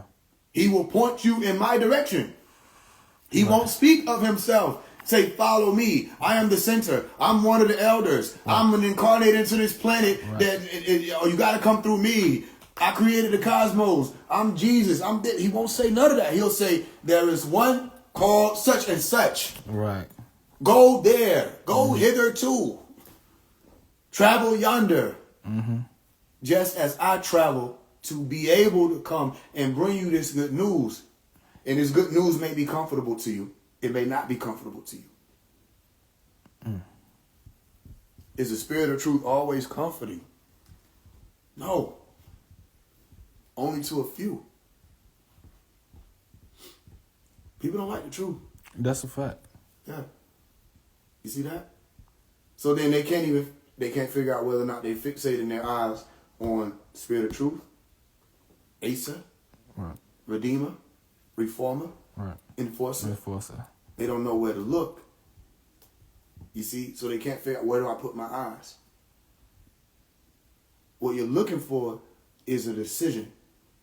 And the decision will be, will I be able to be patient enough with my own transformation to allow the truth to come through? The Redeemer, Asa, Enforcer, Reformer, Spirit of Truth? Or am I going to be of the ones who thought they knew and didn't know? And didn't know. Damn. It's that simple though. Yeah. It don't get much more complicated than that. Right. Because if there are no extraterrestrials, ain't no extraterrestrials. Nobody has to come out and say it's pseudoscience. Right. The ones who say it's pseudo, you don't know that. You haven't studied the universe. Right. Exactly. So you're lying. There's no reason to debate with them now. Right. You see, that time is over. There's no such thing as a Rishkiana. You don't know that because you haven't gone to go check. Right. So you see how small their world is getting? Yeah. That's how you know it's time. Okay, I got you. I got you now. I see that. Because I can hear it when I hear it. Yeah. As many times I done heard it. But now I'm looking at it like, oh, yeah. Because like, you don't know either. Yeah, exactly. So then why would I argue you? Why would I? Yeah. You got it. Yeah. Yeah, exactly. You got it. Yeah, exactly. You got it? You're a got demon. it. Your spirit is bad. You got it. Yeah, right. Anything else? Because if I find somebody and their spirit is bad, I leave from them. Mm-hmm. If I find somebody and they're a demon, I depart from them. If I'm a demon, depart from me. Mm-hmm. What is it that this illusion or even the appearance of demonic existence that attracts you? You see? You think something is a demon, so you keep showing up? No, your soul is telling you one thing. Your body is telling you another. Mm-hmm. You understand that? Okay? So what else? Because this is the game, and it's been the game. Let them say that. There are no Anunnaki. Okay? Yeah, right. You got it. Yeah, exactly. You wanted to prove that to me? God is just us. Okay. You got it. Is it me that you're trying to prove it to? Or are you trying to reaffirm these things in your own mind, even though you know you don't know? You know you don't know. That comment that's coming, that's this, da. When did they contact you and tell you that? You're watching somebody's video and you think they know. They don't know. You understand that? So the longer people play these games, the more complicated it will be for the truth to reach them. The moment they say, I'm going to stop playing the games, and it'll get there. The truth will get there. Then you won't have to argue and debate whether or not people know this, that, and the third. Similar to what they were saying in the book of Jeremiah, I think it was, where they said that the truth of God or the Lord, and they were saying, will be written in people's hearts. Everybody said it's so beyond the Bible, they still debating the Bible. Everybody says they so beyond the Quran, they still debating the Quran. They so beyond the Sumerian, they still talking about the Sumerians. They so beyond everything, but they haven't gone beyond it. If you want to be beyond it, stop using the words that these people use. As a, we are gods. Well, then you might as well look into the Bible because it said that. My point is, if you want to ascend beyond the books, you have to actually stop referring to the books. The only reason why we speak to you about the books is because we know you haven't gone beyond those simple degrees. You want to know when we'll know you've gone beyond those simple degrees? Your world will reflect it. We don't want to hear you are gods. Be gods. We don't want to hear you are the Elohim. Be the Elohim. We don't want to hear we are the builders. Be the builders. The world will show that, reflect that in you. And one thing the Luciferians, as you call them, can't do is stop y'all from coming together and making the decision to stray away from their world the same way you strayed away from the world of what you call order or divine. And get out of even the divine curse. Because that takes a long way. You know, all these words that can be mixed up in translation in the Hebrew or Ivrit word of divine, Nachash, and all these different, you got to get beyond all of that and deal with what you have right now. Right. Is this clear? Yeah. What else we got? Oh, y'all ask some questions, huh?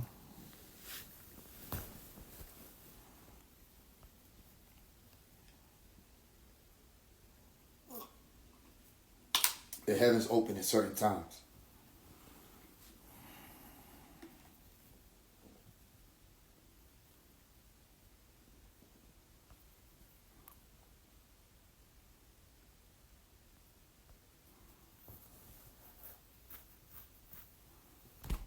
How do I mind somebody? Do I even need your mind?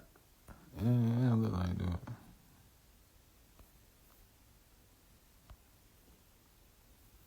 Questions.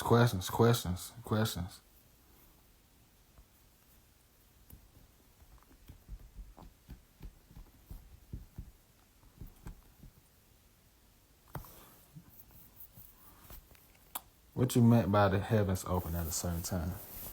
Why are you sitting here? Right. Why are we talking? Right. Why am I speaking? Why are you speaking?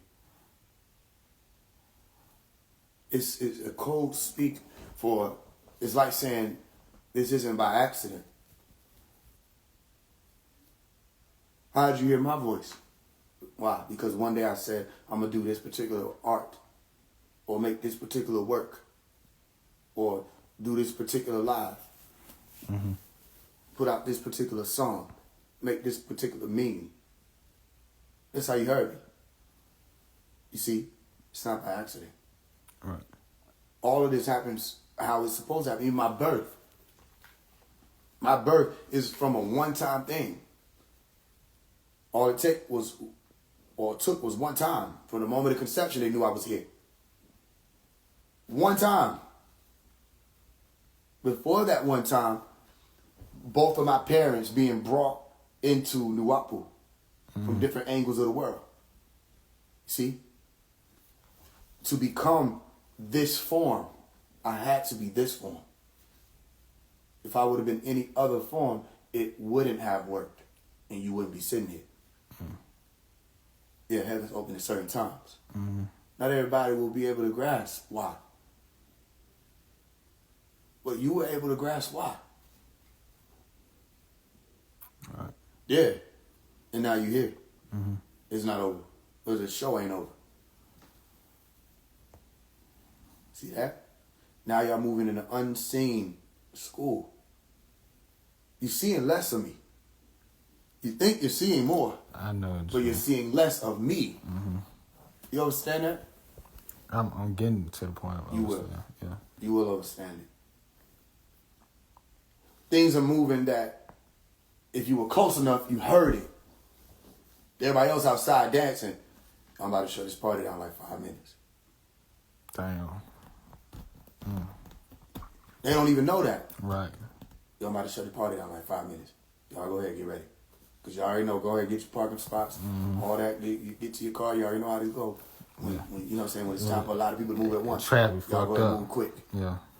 Get ahead of traffic. You see? And you move. Then you got the one that think they know better.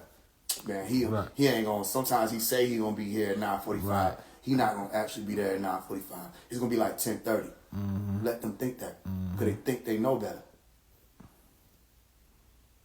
As opposed to the decision of 9:45 or 10:30. Right. Who makes it? I do. So I say, I'm gonna shut this party down in 5 minutes. They're gonna lag behind. Right. As a matter of fact, they're gonna go to the restroom, far end of the house. They can't even hear me when I say party shut down. They're gonna come out, all the lights off. I'm gone. Damn. Where did I go?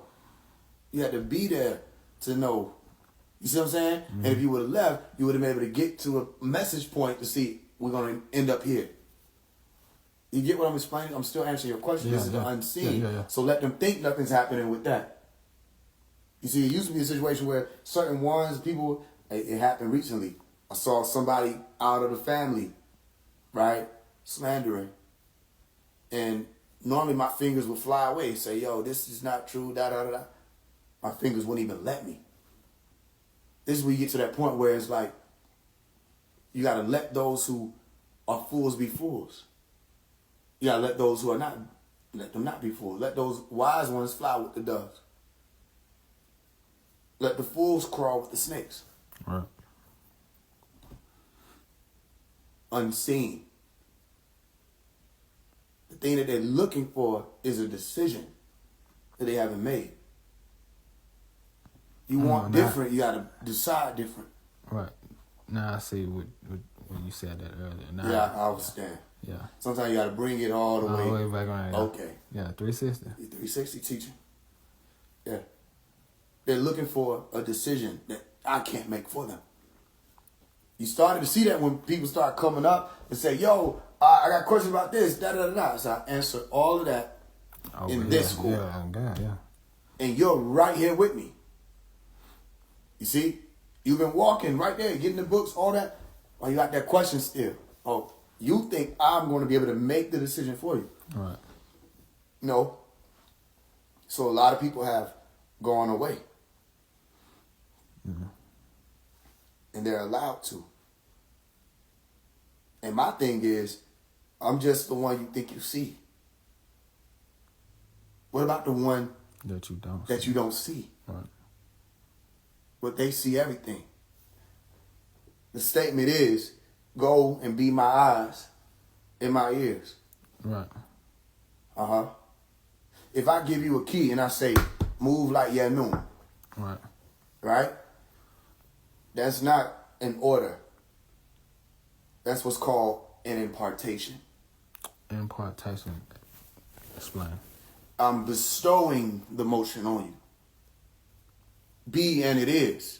Mm-hmm. Move like Yanun wasn't something you was going to be like, all right, I don't want to do that. Yeah, I was gonna have to do it anyway. You have to. Right. Yeah. You know what I'm saying? Let there be light. Yeah. Not, hey, anybody in here want to Yeah. turn light on for me? Yeah. Move like Yanun. Now get them up off you. Mm-hmm. Because they're going to come. So you to be in the belly of the beast and be able to move like Yanun is necessary. Mm-hmm. You see? That's why I give you cold words, even if it's 2 words, to get them up off you. Because Right. those words are already uttered with strength and valor and power behind it. Can't do nothing about them 2 words. Mm-hmm. Right. So you say the words, the demons run. You can hear them. Say, what do you think about this? Yeah. Every time. You say every time? Every time. Am I in your DMs? Do I know what your... I don't know Right. what your experience is. All I know is what I gave you. Mm-hmm. You have to understand, we programmed this. Yeah. They will okay. run. They will flee. Yeah. Right now, heaven's open at certain times. 555. Look for the number. You'll see what I mean. The 4 is a closed door. The 5 is an open door. This was a science given to me when I was younger. Okay. Okay, you were here on Faise One Productions YouTube page, right? There's this video where it said enlightenment. Okay? And in that video it says the number 4 closes the door. The number 5 opens doors for you. Right. Have you ever heard that? Until I have you that just same science. Until you just said it. I have that same science. What does it mean? So, somebody asked about numbers earlier. Mm-hmm. You can give numbers any meaning. They just have to work for you. Right. You see? If the number don't work, what's the point of having the meaning? Right. This is authority. Pick up that pen and you write. It's called script. And in computer science, it's called script. Right. It's program. You know, we programmed this. Right. You see? So you say these 2 words, they flee. They don't have a choice. Right. It's already written. These 2 words were given to me at age 13 and said, this will be the tone. Right? True. And look at how all these things are played out. What else we got? Question wise. How do I know if I'm awakened, or chosen? Is it that desire in yourself that you feel to do something great, or question ? Question. You do know if you're awake or chosen. You know that. You're asking for, it's the comforting. That's that comfort. You're looking for comfort. Yeah. You know if you're awake or chosen. What are you going to do about it? The responsibility that comes with it. That's what you really need to be asking. What am I? And I can't answer that for you. What are you going to do about the responsibility that's required of being chosen? To whom much is given, much is required. What are you going to do about the responsibility you must have to take that walk? You know whether or not you chose. Come on now. But like I said, how I know whether or not I got some money? You know you got some money. Yeah. Right. Exactly. You know what I'm saying? How I know if I'm tall or not? You know if you know if you're tall. Right. Yeah. Exactly. You see what I'm saying? Mm-hmm. That's the reality. So what you're looking for is an answer of comfort. I'll give you an answer Or of confirmation. confirmation. There you Yes. go. Yeah. You see? Right. That's another key. Mm-hmm. Right? So then I'll give you something of reinforcement. You already know. So now you have to do it. So you want to take the responsibility? I'm not alleviating that. You need to assume the position of the chosen and move like you're awake. And don't just be awake because, again, it's how I know if I'm woke. You know if you're woke. Right. You're just going to lay there or you're going to get up and get things done. However they need to get done. So they got that answer already. Whoever asked that, they needed that particular answer. Go ahead. How do we ascend our mentality to be in alignment at this time? Say what? How do we ascend our mentality to be in alignment at this time? Alignment with what? They didn't specify. I'm asking them to specify for themselves. Could you specify that? Yes. God. Alignment with what? He said, ascend your mentality. In alignment with what? All right? One key that you have to take or walk away with is ask the right questions for the right answers. Don't ask the old day questions. Okay? The spiritual thing has passed away. Right. I could easily say, okay, this is how you ascend your mentality so that you can be in alignment. Right, yeah. Make sure that you're meditating. Make sure that you're fasting. Make sure that you're being nice to people. That's empty. As much as you think that's full, that's empty. Because you're asking as an individual a question that you will have to make decisions on after you get the answer. Individually. What's for you, you'll need to learn how to ask. Don't ask the collective questions that passed away with them old spiritual words and terms. Start asking more questions that are more personal. You'll see how powerful the wisdom is. Right. You see? Again, you see how I answered it. That's an easy answer for something that's simple. But most people have capitalized off of those types of questions and answers, knowing that it doesn't lead people to an actual resolve. Solutions, results. That's what you need. You see that?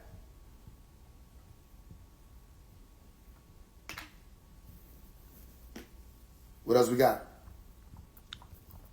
Somebody asked a question, what is Faise's main message? Faise main message? I don't know what Faise main message is. Yeah. Hold on, let me get.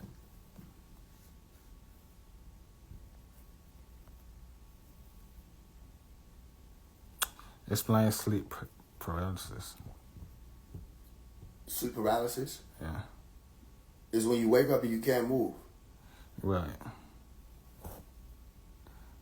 Yeah. Right. Or when you go into sleep and you can't move. Right. Hypnopompic, hypnagogic. It depends. Wake to sleep, sleep to wake. Paralysis.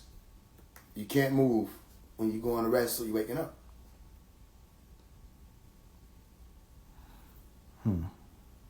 How do you?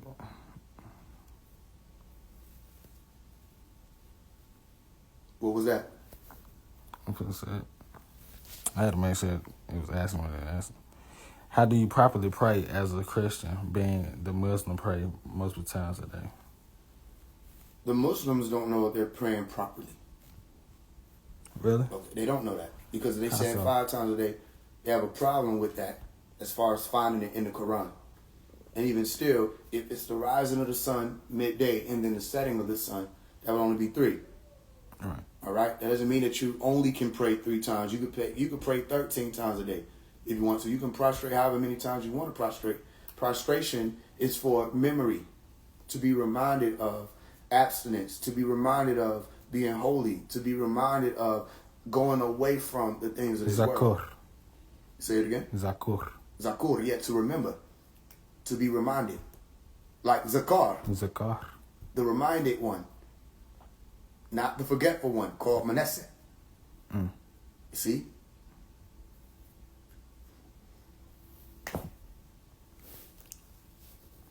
Somebody said, ask him what is his purpose. What is my purpose? Yeah. I don't know.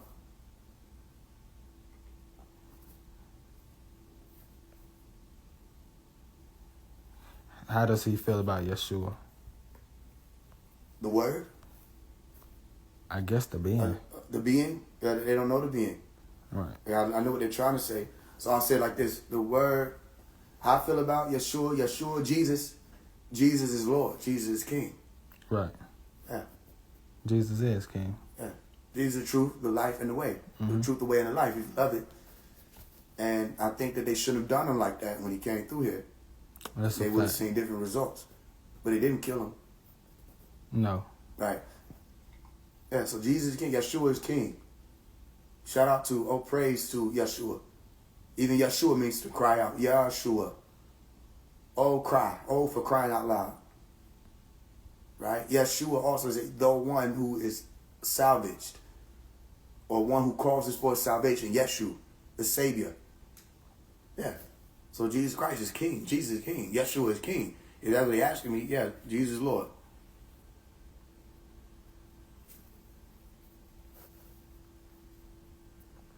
Did they get the answer? I guess so. Okay. I mean, what do they expect? Because a lot of spirits can't say that. Right, exactly. You want to know why? It goes against their nature. Right, and that name got power. It got too much power. Yeah. They can't say Jesus. They can't say Jesus. Right? They can't say there's something about the name Jesus. They can't get excited because it's time to talk about Jesus. Right. You see what I'm saying? Most people are, I'm so conscious, I'm so woke. They say Jesus, man. Jesus just the word. There's no J. They go right into disagreeable mode. Yeah. No, Jesus is king. Plenty of love to Jesus. I love Jesus. Something about the name Jesus alone. Yes, but I thank Jesus. Thank you, Jesus. I thank Jesus for that which I don't know, and for the sacrifices that are made on behalf of those who don't know. Right. Right. So there's much Torah. Okay, Torah will say thank you to Yeshua or Yahweh. Torah Yahweh. Okay, I'm speaking Ivrit. You see, there's much thanks to the one called Jesus, Asa, Yeshua. Right. See how long? I mean, we could go on. What do you want to? Let me tell you about a friend of mine. Tell me about a friend. An actual friend of mine called Yeshua. All right. Oh, powerful. Never to be played with because you don't understand who he is to begin with. So you wait for one form or another. Not understanding it's a fleet. Damn. So I could have began with which one, but I understand what they mean. If I say they don't know what they mean, I'll answer and say Jesus is Lord. Because what can you do about that fleet? One who is like God is also Asa, Jesus. Because when you see me, you see the Father. So Jesus is also Mikael, but Michael and Jesus are not the same people. Elijah, elevated unto Jah, God, like God. Okay, elevated unto God. All right, so Elijah, he who was taken up, I want to be picked up by God. Just like the prophet. Elijah, okay, taken up into the whirlwind, into Shemaim, the heavens, by the Israelites who were driving those chariots of fire, the horsemen of Israel. Okay, then that Elijah is also like Jesus, also like God. And he said, Jesus said, you could be like this too. So I got a question. Go ahead. I got a question. Okay. I got an answer. Okay, so when it comes to, because Dr. Malachi York talk about it, spoke about turning the body into a ship. I mean, it is a ship, right? And a vehicle as it is, but turning your body into a ship, right? So, does the number of beings that come together and make a ship, right? Okay, say like for instance a sham, with Dr. Malachi York, but he said they come in a fleets of 50. Okay. Okay. A sham. Does it take a certain amount of individuals or entities or beings to create a sham together? They come together and make a sham. And physically make one. No. Form it or form the sham energetically, like say with themselves. But I wouldn't know that in this day. I don't even know if that's what would be required ever to make a sham. What I would say is when you're saying speaking in terms of groups of 50, nun would be the word you're looking for. That would be saying 50. Okay, a mass of people coming together. Anunnaki. It came down in groups of 50 nun. All right, those who came from An, the sky, unto Ki, which is the earth. All right, if there were groups of people that came together, it would be similar to the chakra alignment.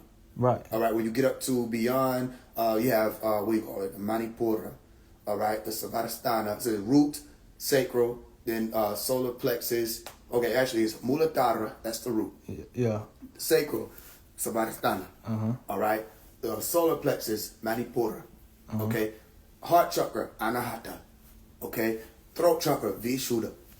All right. The what's that? The throat. You have the Ajna.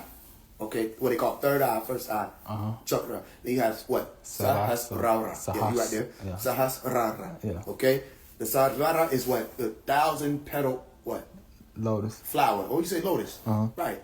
You see how it opens up and is go watch the TV show Man Who Fell to Earth, where they put the science of transforming yourself into what's called a Henu or Shem. What's the word Shem mean? Sun, Shemish. Okay, a Shem or a sunlight or a fiery chariot. They put it in the Man Who Fell to Earth when he turned himself into a pyramidal type or cone type honeycomb ship. Right. Okay, which is sacred of the honeycomb, or the honeybee. All right, which they got the flight and all of that, the pyramid, which is the beehive, and the ships or the UFOs, which are the bees and all of that. This is what you have in your reality. Right. They travel the electromagnetic grid just like the ships do. Right. Okay, so this being is able to turn himself in that TV show, that franchise, into a ship to travel. Okay? Right. When he was introducing quantum fusion, you see the type of apparatus that he was introducing, or the technology he was introducing, was turning into what looked like a flower opening, a lotus. All right? The 1,000-petal flower is that crown opening, which is the corona, which yields the corona glow, which is the sun, corona. All right? The sun, or halo. You see the angels who got the halo around them. Halo is helio. And it's speaking about time too, right? What do you mean by time? Kran. Yes. Yeah, Kran. Kran is time. Right. Like the god of time is Kron. And then 1 through 9, Koran. Okay, Quran, the secret of right. 19. And Chaka 1 through 9. 1 through 9 of black to white with the 7 in the center, yes. Okay. So it's activation, okay, right. from one state of dormancy to a state of activation. Okay. From 1 to 9. The point is, if you have one person that can open up a 1,000-petal flower, you put 50 of them together, 50,000 petals, that's more energy. You see, or what you call free energy. Even still, I don't know. I'm just telling you, if it were to be possible, it would be speaking in terms of the state of your being, your very being. All right? Which opens up as that lotus flower does. Right. Or that petal does. And when a lot of you come together, then things can happen. When, let's say, power in numbers. You see? Yeah. That's physical. I say physically forming it, whatever you want to say. Mentally put people brains together, they'll get things done. All right. But that doesn't mean that every sham is to be produced by 50 people or however many people or X amount of people. You could produce one with one. Or it may take a few. Noah, Utnapishtim built a ship. Right. You see? And it didn't require too many people for him to build one. Right. Yeah, that's all I'm asking, like, because it's saying to me that it would be a few people to create one of the ships. Even like with the mothership or the Crystal City and stuff like that, it probably could be that. You want to know what it could take a lot of you to do? What's that? To set off an alarm or a signal like they did with the SETI communication system, Search for Extraterrestrial Intelligence, SETI, right? Where enough of you can come together, Revelation chapter 14, and you let off a frequency that causes a response. People talk about the song that they sang. What about the response that came after the song was sang? Right. Revelation chapter 14, 144,000 came together on Mount Zion with Lamb in their presence. Okay, Asa, Jesus, was in their presence, and they were able to sing a song as it were a new song. Okay, before the Lord's, all right, or the Lord God. And then what happened? There was a resonance, a sound, harpers harping, a thunderous sound that came after it. There was a message that responded back to them. So there could be that a situation where y'all could come together, whoever you may be, and let off a tone that sings a signal to whoever is there to send a signal back and say, we hear you. We're coming. Y'all are ready. That would be telepathic. Right. And so, even with that, right?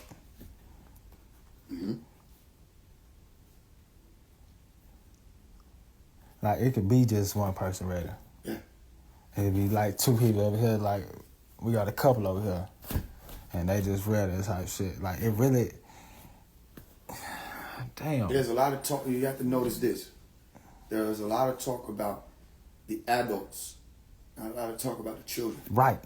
Right, exactly. The adults haven't prepared a place for the children to be prepared. And, you know, it was a teaching Faise had did, right? And in that teaching, it's like my favorite one. It said, you cannot die. And in it, you know what I'm saying, like where I got the 144 from, 1440 or the 1440 degree, I felt my purpose was to do this for the children. Right. And I took myself out of the equation. Yeah. You know what I'm saying? Because I think he said some shit like,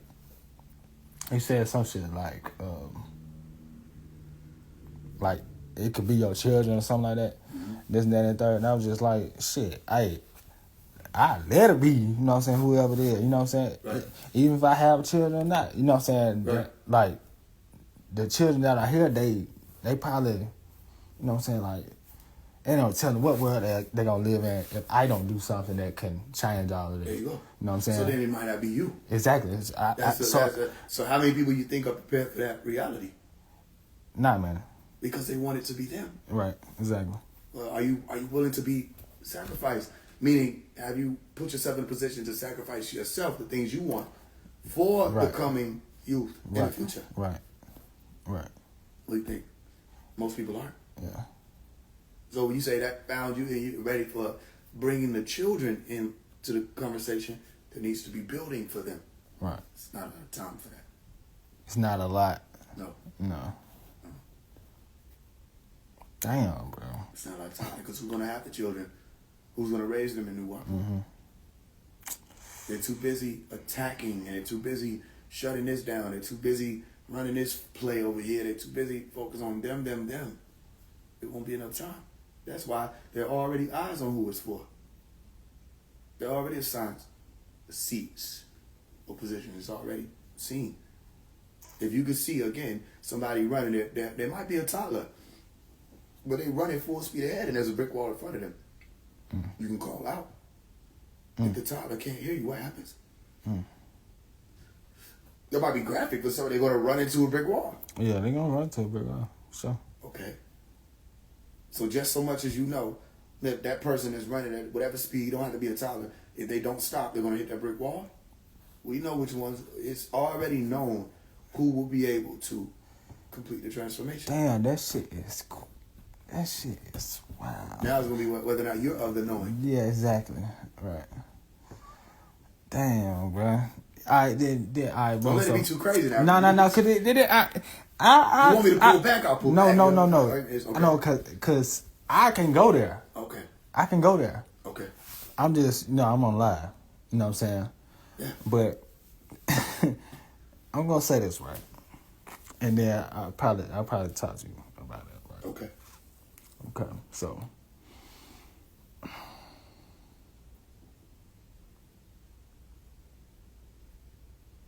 Trying to figure out how to put it.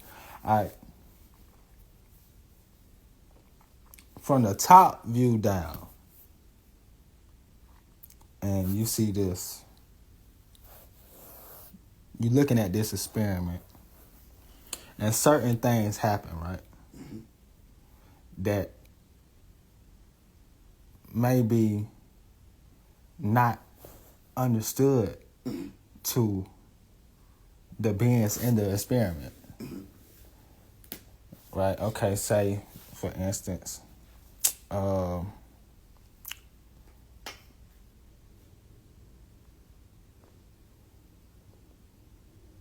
say, for instance, 9/11 happens, and boom, all these people that's in this building die, yada, yada, yada, and you got somebody, a child, that's down the street, that could be, you know what I'm saying, just far away enough to not get hurt. Right. But something comes down, maybe like a piece from the building and falls on them. Okay. Like, what are the chances that happens? What do you mean? Exactly. Okay. The parent of the child could have been in a state of, okay, like, damn, like the chance of that happening, it could have been me, like this, those type of things. You can't calculate those chances. You can't. No. You can't. No. Because it's incidents that just happen. What's the key word of incidents? In. In. Yeah. Yeah. If you're not in, you won't know. You have to Damn. listen So. to what I'm saying. Okay. If you're not inside, you won't know why they happen. There are things that happen all around you. You don't know that it's inside job. Oh, Okay. You see? Mm-hmm. So they blame the government for the inside job. What about the government? Even I thought you said government, then government. I did. Is not God, the extraterrestrials, Elohim, are they not a government? Right. Yeah. So you said some things human beings can't comprehend. Most things that happen here. 99.9% of the things that happen here, you don't know why. And the 1% that you think you know is only because of the pieces that were given to you. Right. You still don't know. Yeah. You just don't know until you do. And when you know, you get ostracized and pushed out. Because knowing affects the illusion. Right. That's that. It can be either like 1% and that 1% can like kind of, yeah. And what? I was saying finish the thought because it kind of break the whole project, so to speak. No. Not project, but not that. you just have to be removed from it. Oh, You right. know, if you know too much, you just have to be removed. Damn, that shit is crazy. It's why people say, I'm going to send it. No, you're not. You're still here. Yeah, you're right. Exactly. Once you get to a certain point, Okay, so boom. you're removed. Bodhisattva. There you go. Okay. So is that a choice? Which one? Like The Bodhi or the Sattva or the whole thing? the whole thing? Okay, so to be a messenger is a choice. Right. I'm going to explain it in two parts. The whole thing and then separate it. To be a messenger, Bodhi, is a choice. Sattva, to know. Savvy, to be savvy is to know, is a choice also. Right. Okay? So Bodhisattva would have to be a choice because after you reach that point of being a messenger who knows and you leave, you can come back. Not everybody comes back. Right. Don't spiritualize it. I'm not. The person reaches a certain amount of money because they figured it out. They went from being hood rich to being super rich, too rich to being a hood. Yeah. So they're going to leave. They start moving out. Right. They have a choice of whether or not they're going to come back and help the hood. Yeah. Or they're going to stay gone. And if they come back, they liable to get robbed. Yeah, exactly. Or killed. Or killed. Do you understand? Yes. I think you do. Because you couldn't have said it if you don't understand. Right. So most don't come back. Because once you get this, you do what Jesus did. You dip. Damn. Okay, right. Jesus became a boulder and did not come back. I mean, am I wrong? No, you're not wrong. Said, he'll be back. Yo, he realized how evil these people are and left. Yeah. And employed someone else in his place as a student teacher. Yeah. And he didn't come back. That don't mean he won't. Right. Okay? Because he can come back. Yeah, for sure. All right? Isa is coming back. Right. You understand that?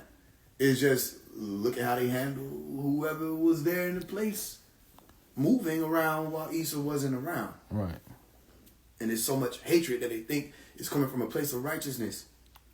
You see, it don't matter who it is, whatever face. When it's that type of energy moving through, pure, true, they'll attack it. So the Bodhis know that and they'll leave. Yeah. And then some of them they're given the opportunity to come back.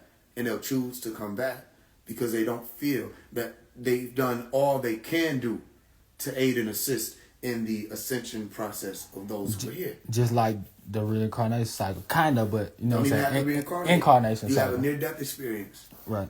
Okay? Which could be similar to reincarnation. Say they projected out of their body, they came back when they were rehabilitated. Well, not resuscitated or with the defibrillator like we were talking about earlier. That could be reincarnation and getting back into the body. Yeah. Still so, when they have that opportunity, they choose, yes, I'll stay and teach and more and attempt to reach other people. Right. I've had an experience like that. That's what I'm saying. Is it kind of like a anchor because... You die every time.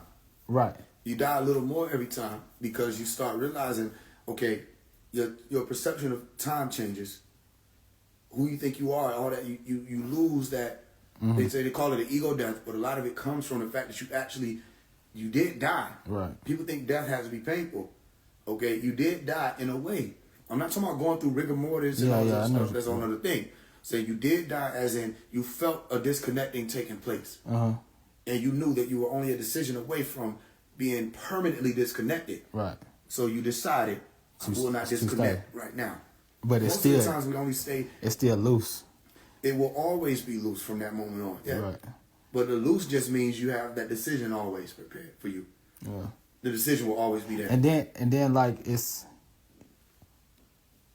in that instant it'll be easier to unlatch and not. It depends, because you may come in contact with people along the way, and you'll find one and say, if I only have a little more time with this one. Yeah, right. So you'll be on your way out, but you'll be like, no, but what about this one? Or sometimes it's your mother. Damn. Or sometimes it's your son. Damn. Sometimes it could be a pet. Right. And you choose to just stay a little longer to experience it. I don't have to be here. That's how you see that? Yeah. That's how you think. You just don't have to be here. So you watch things differently.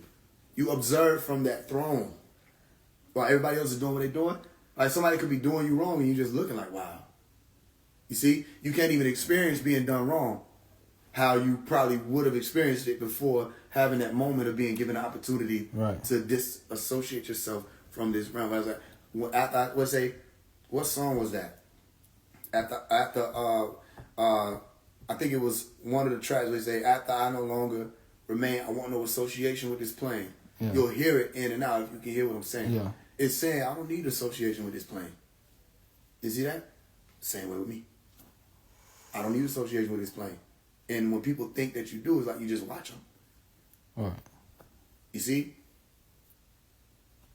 You see how you speak about Faise One? Faise got the song, Brokest Nigga Ever. Yeah. You listened to that song before? Yeah, I heard it. I fuck with the song, and like when I was the brokest nigga, I was still the broke ass nigga. Now, don't. When I was brokest nigga, though, I still am. To be honest. What did it mean? To actually not have nothing. That's biblical. Right. It's biblical. Because you're not going to take any of the stuff with you. Yeah, exactly. Materialistic. Exactly. You're not taking not just the money. You're not taking the body. Exactly. None of this is going with you. You understand what I'm saying? So you're leaving it behind. Right. Either way it goes. Mm-hmm. That's the brokest nigga ever. Yeah. Yeah. You came in here without wealth other than your breath alone. That's your wealth. Right. You came in here without the money. You can't take the cars through the portal with you when it's time. You can't take the house. You can't take any. You can't even take what people think they're going to be able to squeeze through there, and they're going to want to. Mm-hmm. You can't take the relationships, the connections, any of that. It all fades. Elementary school to middle school. You couldn't take your classmates with you. They didn't get assigned to their class. They're not assigned to their class. Right. You understand that? Same thing. Middle school to high school. You can't take your class. When it's time to graduate, some people get retained. Some people don't, what you call, walk the stage with you. Mm-hmm. Some people don't graduate. It's just the reality. Don't make them bad, don't make them evil, it just makes it the reality. You still have to keep going. You can't tell the teachers and the principal, no, let them through. Yeah. That's not how this works. Right. But you tried, or you did your best. When you was around your friends, yo, we can't skip today. Yeah. Let's go to class.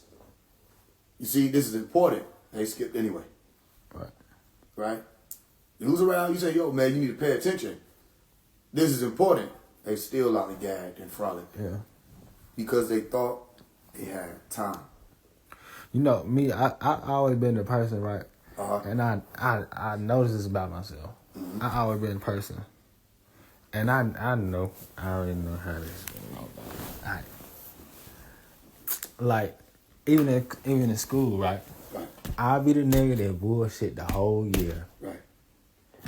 And it get to a point where, like, it's no more time to be bullshitting type shit. Mm-hmm. And then you take shit serious, who out. Mm-hmm. And I just so haven't passed. So every year, I could say probably since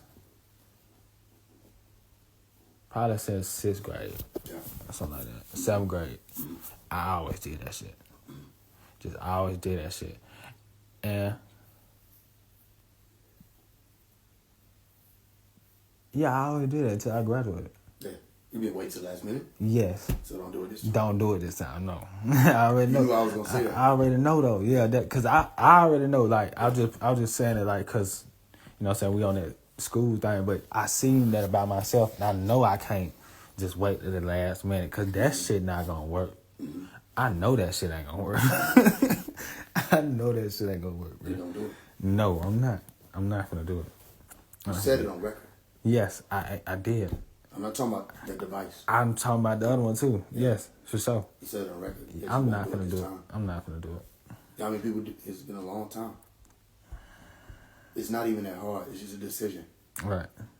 They're looking for. It's a decision. Is it? You waiting on that line? No. Because I'm imagining. What I'm doing, yeah.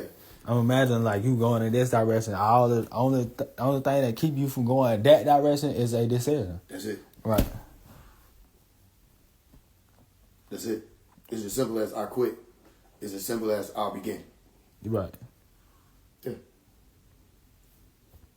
What do you think? Do you think every time somebody went to start building something that people celebrated, people cheered when what they were building was destroyed? Well, not everybody celebrated when it was being built. Right. So you go out and you start separating from the crowd. They'll see. Some people will walk with you. Some people will ridicule it. Yeah. It doesn't matter. Right. It doesn't even matter. That comes with the journey. You're going to learn that doesn't matter and you can't stop. Somebody's going to stay in the building while it's burning. Back to that. How do you get all of those people out of the building? You can't. They got to get themselves out. Right. You can only bring awareness to the burning building. And the fact that they're asleep. Mm-hmm. They wouldn't have known without you. Right. Now they can sit there and worship you and make statues. You don't have time to make statues. Put the paper mache back. Yeah. Get out of the building. But I'm just so grateful that it's you that did it. Be grateful outside the building. Right. You be grateful, you be a dead ass. You see what I'm saying? Just laying there waiting for the flames to consume them. Don't worship anybody. Take the message and get out while you can. It's a burning building. Mm-hmm. Not everybody gonna get out. It's 3,000 people. Be realistic. That's a lot of people. 3,000 30 people, seconds. 3,000 people, 3 levels, or 3 stories. Listen. In 30 seconds, they won't all get out. Yeah. It might be like 3 people get up out of there. Damn. Just make sure you're one of them. Right. Now, what would be the most effective way to get the message out to 3,000 people in the building? Going to Intercom. There you go. Yeah. A platform. Right. Big following. Mm-hmm. Yeah. It's an Intercom. So you send a message out to a lot of people at once and reach as many as you can. Right. As consistently as you can. Right. Then you have a problem, which people see as a problem. It can be a problem solver if you allow it to be. It's called the algorithm. Where you'll put out a message and it's supposed to reach. If you have 100,000 people walking with you, it's supposed to reach them. The algorithm jumps in between the message on purpose and stops 90,000 of them from even receiving the impression on their feed. Because they have to compartmentalize each and every account, every user. So you post something, they'll stop most people from seeing it. Right. You understand what I'm explaining to you? So then there'll be alterations in that. Okay, let's say, for example, if there's a viral moment, then there are more people that can come in for that particular instance and situation, and they may stay walking. Okay? So let's say out of all those people, let's say 9 million people come through for a viral moment. 100,000 may stay. Right. Then you have to learn how to work the algorithm to keep those 100,000 people involved. How so or why so? Because they branch out to other parts and pull and bring more. Right. Right. They're not all going to get out. They're just going to hear the alarm. Yeah, I understand. So 3,000 people hear the alarm. That don't mean 3,000. How many people hear the alarm clock to hit snooze? Yeah. You see? So even if you put an alarm clock in everybody's room in case there was a fire and toggled that alarm system for everybody's alarm to go off, some people are going to turn it off. Some people are going to put earplugs in and play music and go to rest. And it will burn alive. and you're gonna get out. You wanna know so crazy? Fire spreads. Mm-hmm. And there's no fire department.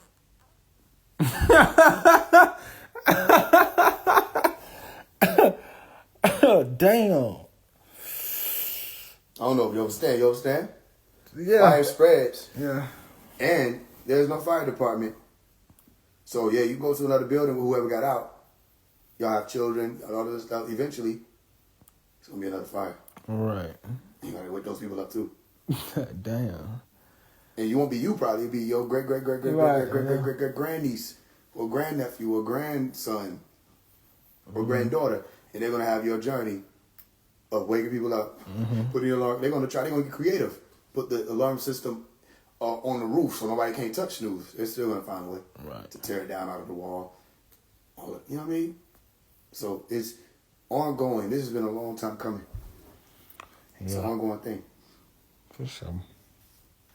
It's not even a negative thing. Some people might just why it's a great and dreadful. Yeah. You see stuff like this get people irritated. Some people be encouraged, like, yo, something's happening here. Other people might be like, man, F this, da da da da. Or they'll try to hit you with some stuff that they don't know how you're gonna respond. Like they do certain people in the stories and try to trap you up. And what you think about Jesus though? I love Jesus. Mm-hmm. No, I'm not just saying that. All right. Jesus is Lord, Jesus is King. Then what can they say? They scream demonic, demons can't say that. All right. No, human beings who fake the funk can try.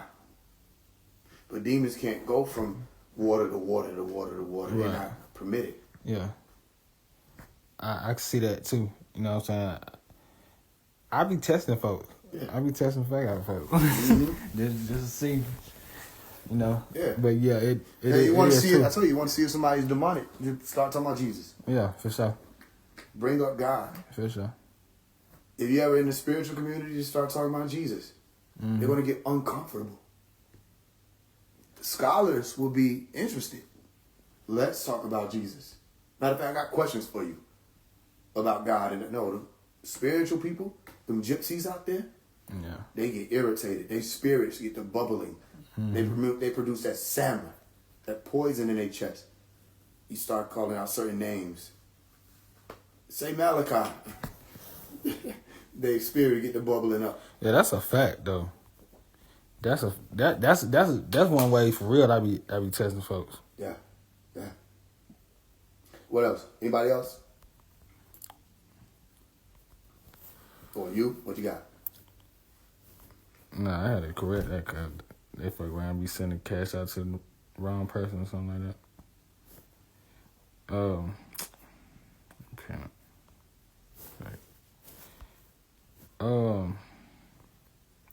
Yeah, I be testing with it. Yeah, You got to test. Yeah, Malachi. He said his name Malachi, or you say the name Faise One. Yeah. Yeah, exactly. Why you think that is? I don't know why that is. Faise is just a different nigga, bro. Faise is different. I don't know. It's the same way with Malachi though. I think it's them tones that, and then what came with it. You know what I'm saying? The work, like how you was talking about earlier, the imprint that Malachi got, the imprint that Faise got. You know what I'm saying? All of that is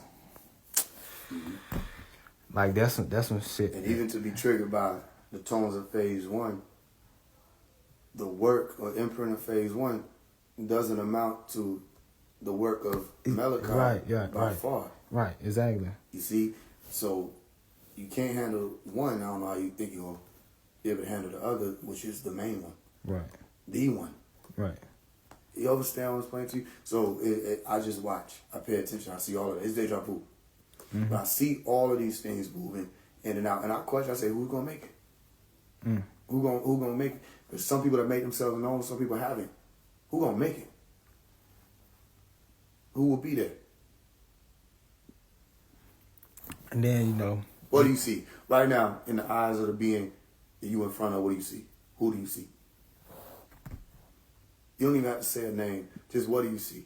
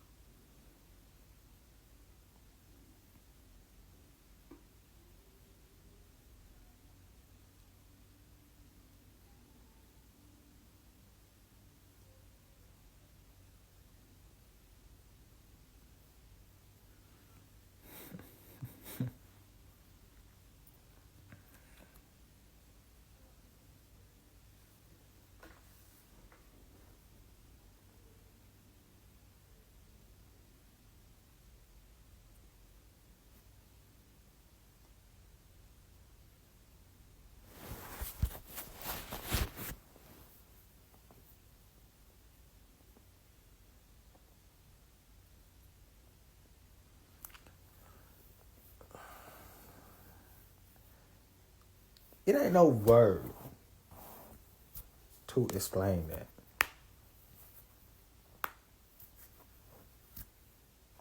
It's no word to explain that, bro. Why do I got no shades? No, you don't have it on the side. Why is there no word? What do you mean? Because, okay. You crying? Yeah, I'm crying. I mean, it's okay. Listen, most people wouldn't even have laughed that long. Yeah, right. I know it. I know it. It's like, it ain't no word for that, man. Ain't no word for it. And the closest thing I can say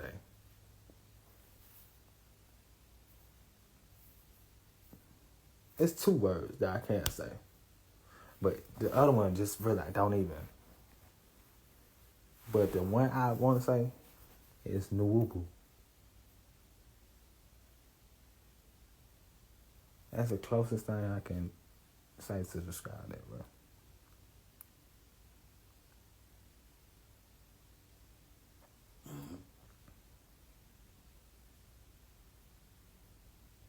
Real talk. That's it. That's the close thing I can say to describe that.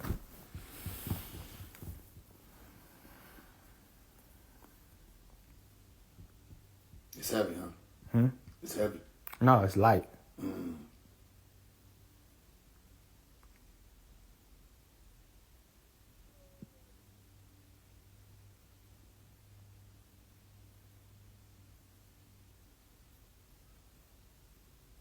Now, what do you think they see? The people who encounter day in, day out. What do you think they see? I don't know. They don't know. Right. Ain't no telling how, you know what I mean? What made you cry?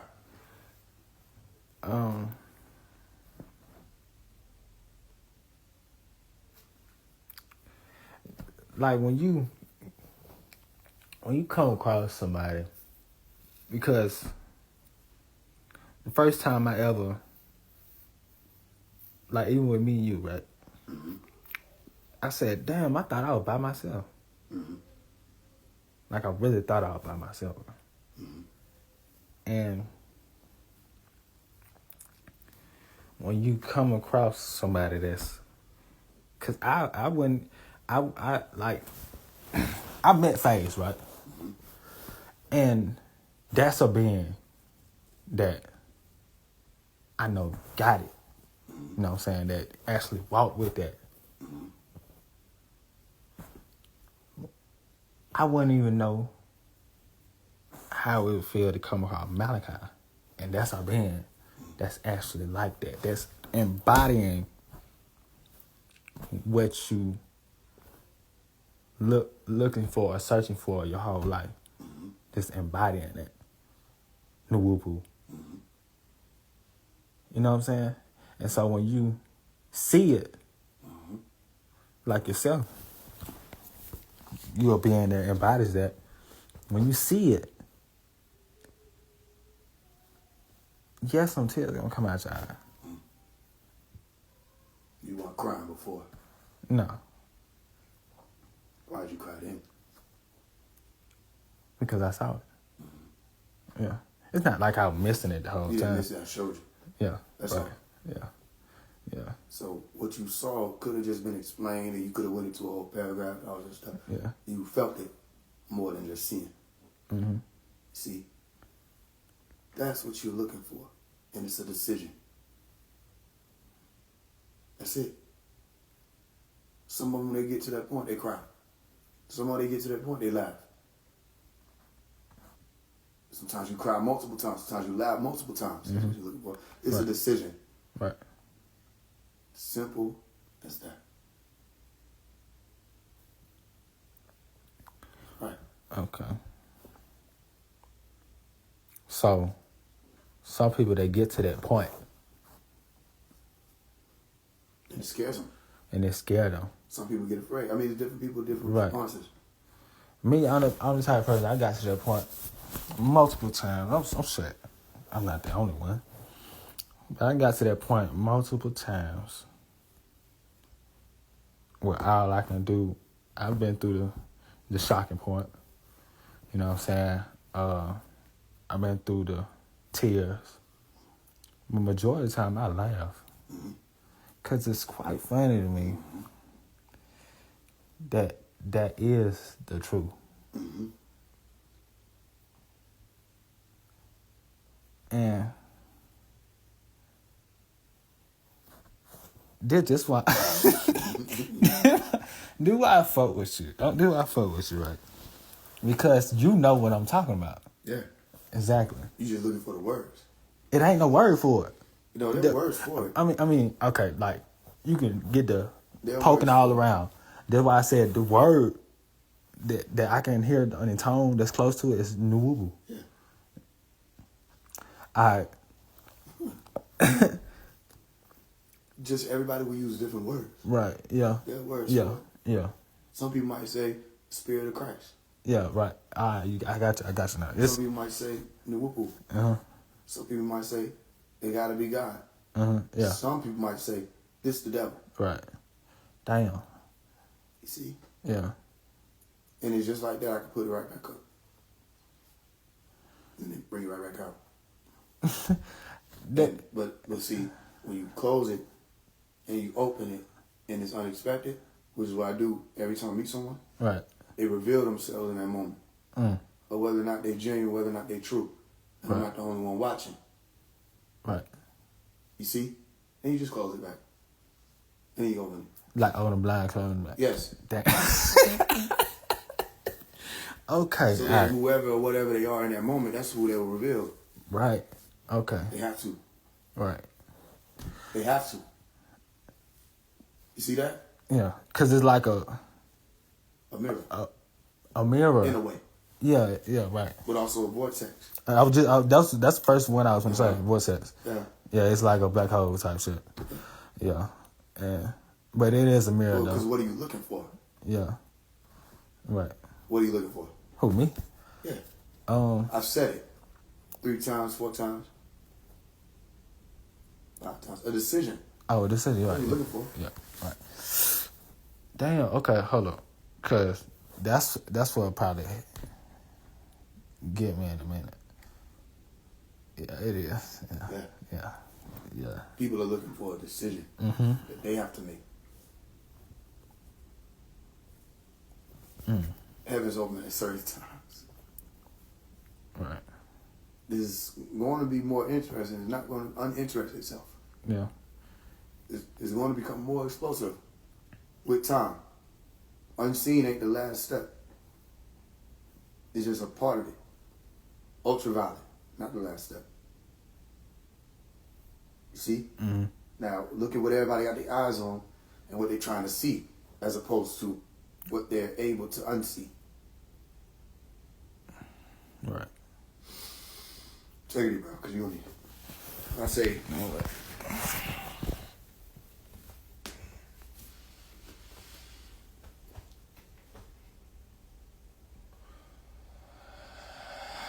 if I come out and I say, unsee you soon,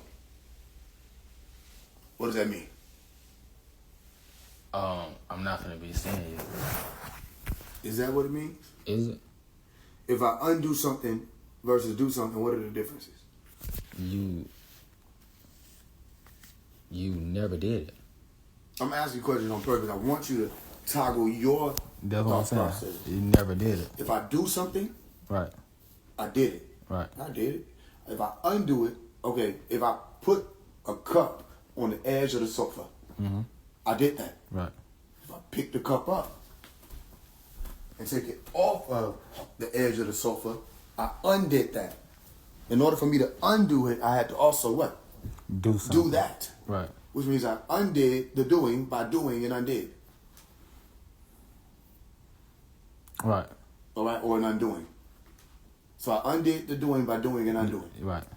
You see that? So that's one way to look at it. Another way to look at it is you have to unsee you. Okay. Because you think you are what you see. Yeah. You're not. Okay, now I see. No, you don't. Right. Now you don't see. Okay. You see? To it, yeah. Or do you not see? Because you have to not see to be able to see. And you have to see in order to unsee the illusion that they put out. Right. It's over. That's why we say unseen. Once you go past that private door and that door closes, the masses don't see behind that door in that upper room. They can't see that. Yeah. But you can. You're seeing the unseen. If Toto goes to the curtain and pulls back the veil, now those who couldn't see can see the unseen. So if I say unsee you soon, it's saying for you to be ready for you not to be the you think you see. Right. Move like you're new. Mm-hmm. You have to be it. And don't be afraid to be it. Let everybody else be afraid to be it. Be it as an emotion. Move that way. You see? You see the brothers, they come together. They're on a mission, they moving. You see? They're not worried about another's position or not. They have their own. Right. And they're going to hold it and do whatever it is they're supposed to do with their mission. They move in unison. As a conglomerate, a collaborative effort. Make sense? Yes. If there are 24 seats, or 25, all right, and there are seats being vacant at certain times, 24 seats vacant, people moving in and out of the seats, that's a system. Mm-hmm. They're looking at Yadam, right? Where the rest of the brothers. They see Malachi, where the rest of his brothers. Oh, let one claim it. There will be a knock at the door. And when you come to the door and you say, who is that? You can't be one. Right. You already know who it is. Just like if I get you on the phone and I'm calling your number. Right. And you pick up and I ask you, yo, who is this? I called you.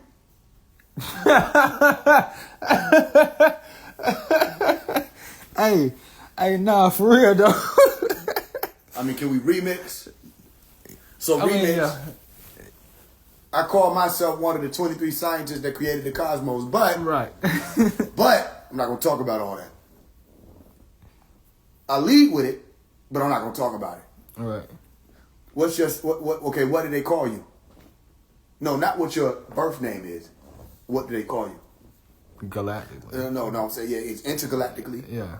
Planetarily, interplanetarily, galactically, intergalactically. What do they call you? Now you can make up a name on the spot. They call me Anubis. Anubis, ancient Greek. Mm. Okay? Which didn't even really ancient. You went Anubis, which lets us know you don't know what you're saying. You didn't even go Enpu. Enpu. Right. That would have been what you would have been called. So you went Greek, which could show us your fascination with Zeus and all the others. Y'all are Greek. Greek schools, but you speaking in terms of ancient Egyptian or ancient Kemetic? Right. You see? Or Nubia? You see? So let none claim and not be stepped to. Right. Now answer the question. You see, Yan Malachi, where are the remaining 20? Okay, yeah. 22 or 23 elders. Where are they? They're unseen. Right. Question being, why do so many people want to be an elder? Why do so many people want to be Ilmuttajasida incarnate? Why you want to be that? I think because they think it comes with glory. Yeah, right. I think it's ego thing. Yeah, same thing. Right. Yeah, same reason why do you want to be the dude in the party that's the cleanest, the flyest, Right. money in your bag, cleanest Cadillac, but you're in the middle of the hood. Mm-hmm. Why is it something you want to be? Because you want to be When revered. you see the rich guys, the millionaires, the actual multimillionaires and billionaires, they walk around, they dress like you. T-shirt, pants, socks. They have a different aura, if you want to call it that, about them because they know they're in control of certain things. You can have that with Nuapu. Damn, so You don't right. need a name. So right. You don't need, I'm a billionaire. You just need to be what you are, who you are, and do what you're there to do, and why you put it on this show. Right. You see? What's the demonstration about? The officer comes in to disable or neutralize an active shooter, and he wants to show everybody his badge first. Right. You're one of the 23 scientists, and you came to just let everybody know that? Right. Without doing what one of the scientists would have done? Not to mention, you didn't mention which scientist you are? Which one? And what is your role? You want to know why they don't mention which one and what their role is? Not to mention that they're not one, and they don't have a role, but if they did mention which one they were and what their role was, they would have to do that. Mm-hmm. See? I'm this particular elder, and I'm here to introduce new languages to the planet. You got to do that. When you going to do that? I'm this particular elder, I'm here to get rid of all the disagreeables. When you going to do that? And how long you think we're going to wait for you to decide to stop playing? Because time is still passing. You see? Why are they playing? Oh, but the game is over. The show ain't. The game over.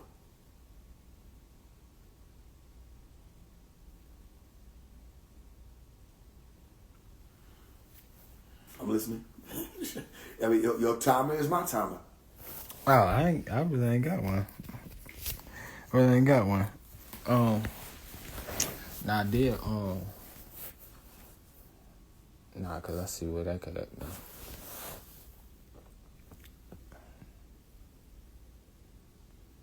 I don't got a question. Y'all got a question? Y'all got a question? He gave me what I needed. You saw, yeah, he gave me what I needed. I ain't too much. Yeah, baptism. What is it? Shit.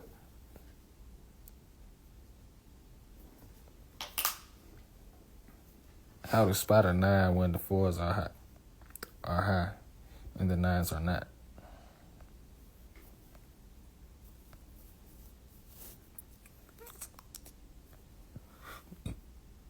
I think I answered that earlier. How has semen retention helped you on your journey? I think you did answer that. How has semen retention helped you on your journey, if you ever did? Yeah, all the time. The thing is, it helps you to find what irritates you. It helps you find whether or not you're being complacent with this, that, and the third. And it helps you, we say, harness your power. I just want to say it that way because it's an umbrella term. Helps you harness your power. Right. To know that you don't have to, but you already do know. Right. So it's an activation of the knowledge. You don't have to always succumb to impulse.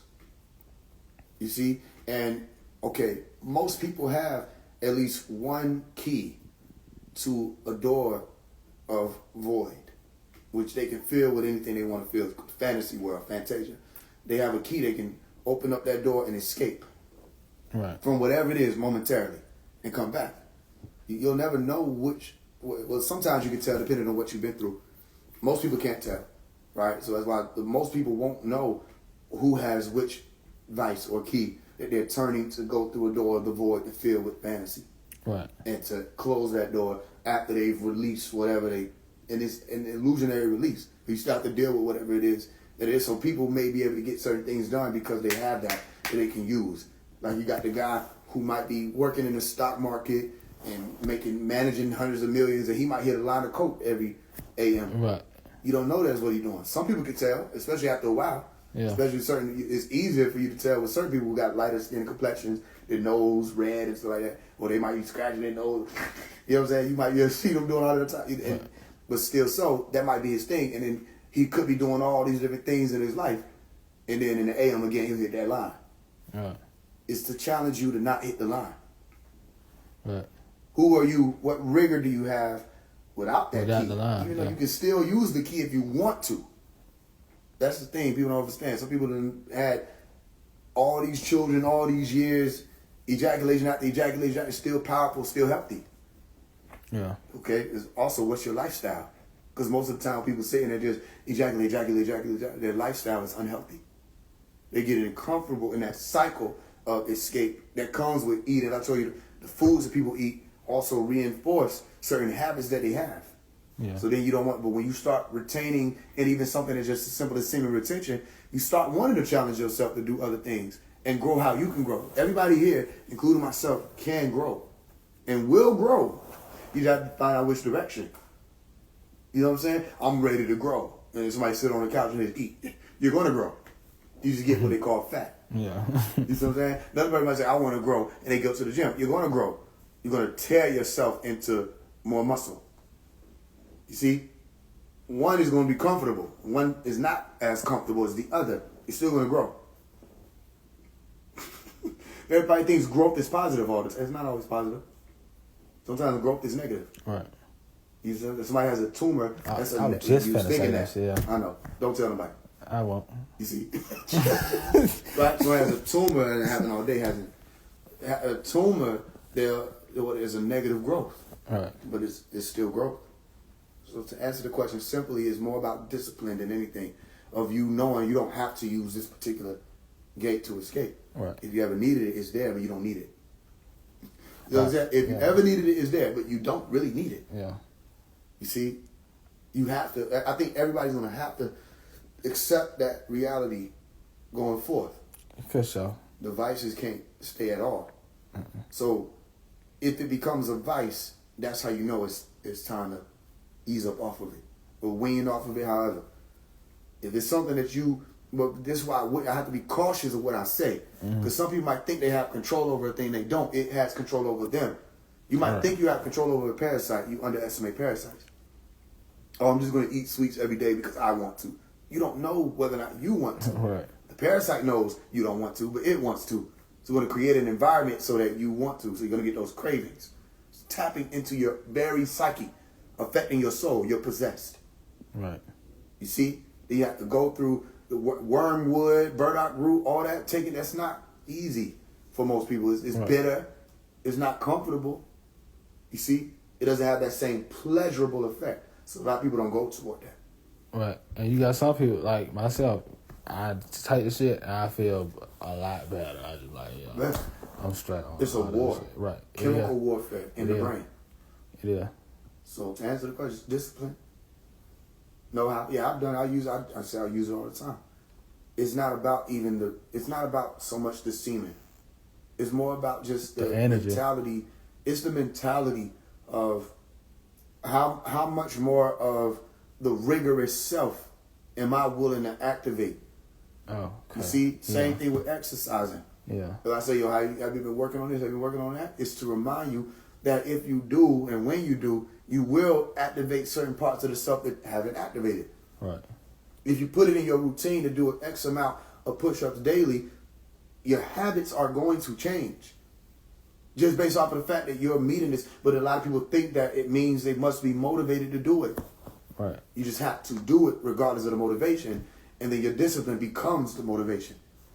You want to know another thing that become motivated? After 30 days of you doing 100 push-ups a day, you know what I'm saying, and getting your cardio and eating lighter, you looking at yourself and seeing and feeling the difference. Right. Your ability to command rounds sits between the decision to activate exercise and the decision not to. Right. Whether or not you can walk into a room and people see you and it's felt versus not just what they see, but also what they feel. What they call the confidence. Yeah. All of that. So it's more so just being in control of yourself. Self-control. That's the main thing. And I got a question. Yeah. Okay. All right, boom.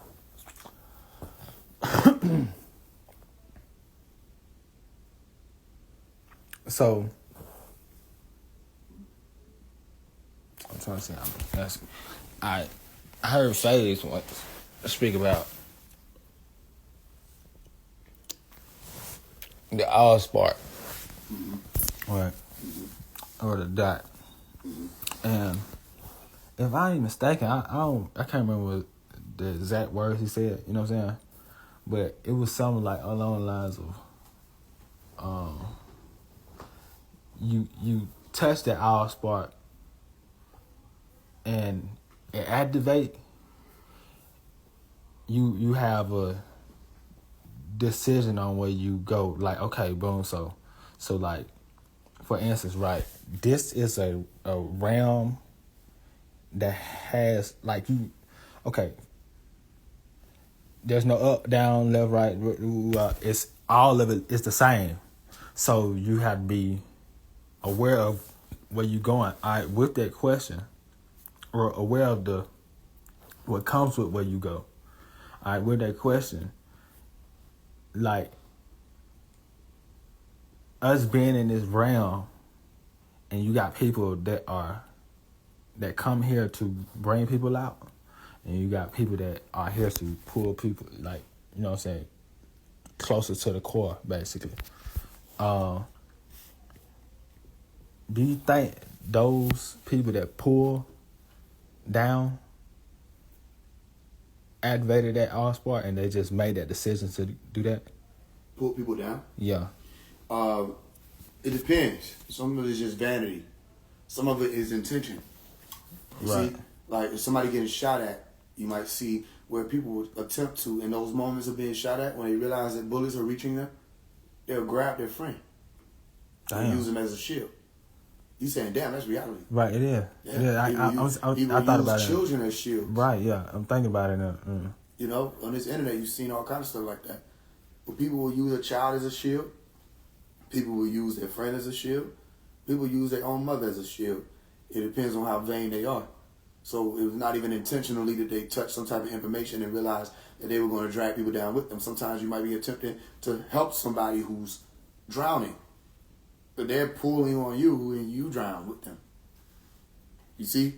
But they didn't try to do that. That wasn't their intention. They were trying to get up out of there. But they pulled on you. And they thought that you were going to be able to help them. It's desperation, self-preservation. They were desperate to survive as primal. Right? Damn, primitive.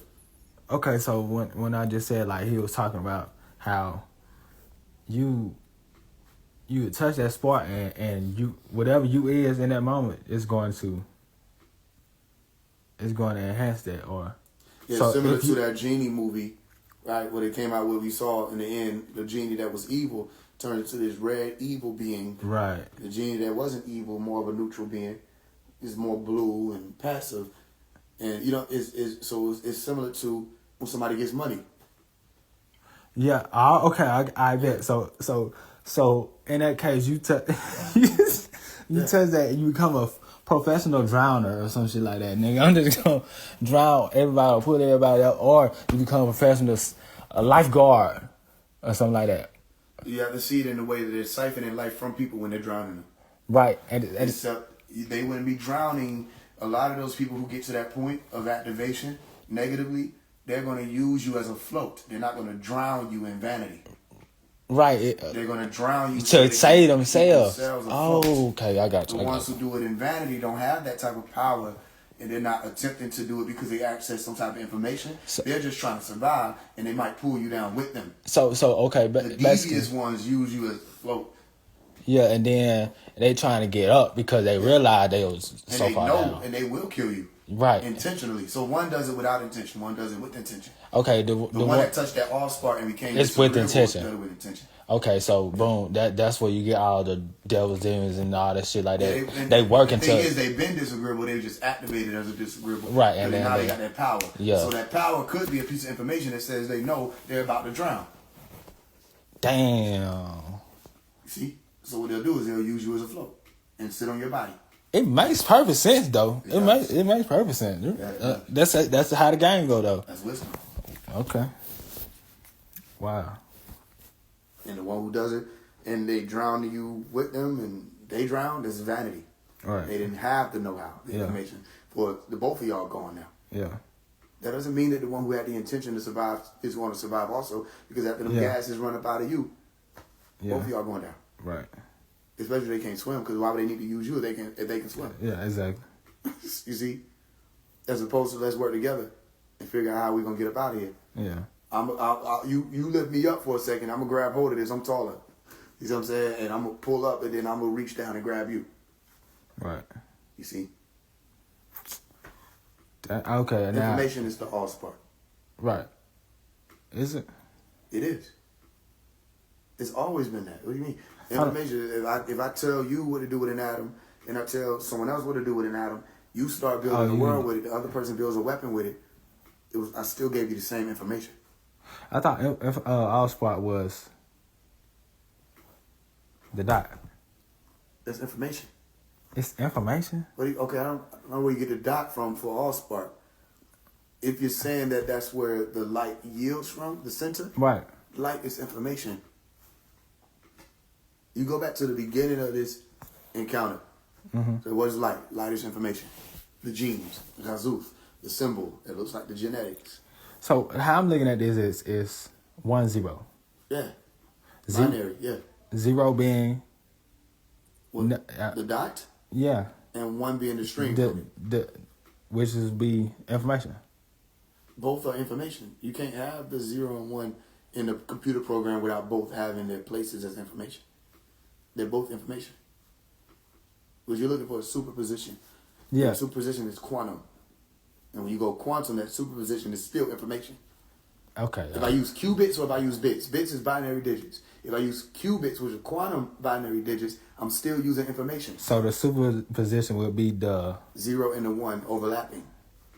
right and creating a Superposition. not Okay, go ahead. like the 0 and the 1 together. Okay. Boom. That's like a key in a door or what? Well, then that you're going into symbolism Right. of what it looks like. Because like I said, it looks like a Q for quantum. Right. The truth is, it's still information. It's just information that's working in tandem as a system, as opposed to one or the other. Right. Or this or that. It Yeah. becomes and wa. Like Right. nu wapu is saying nu wabu.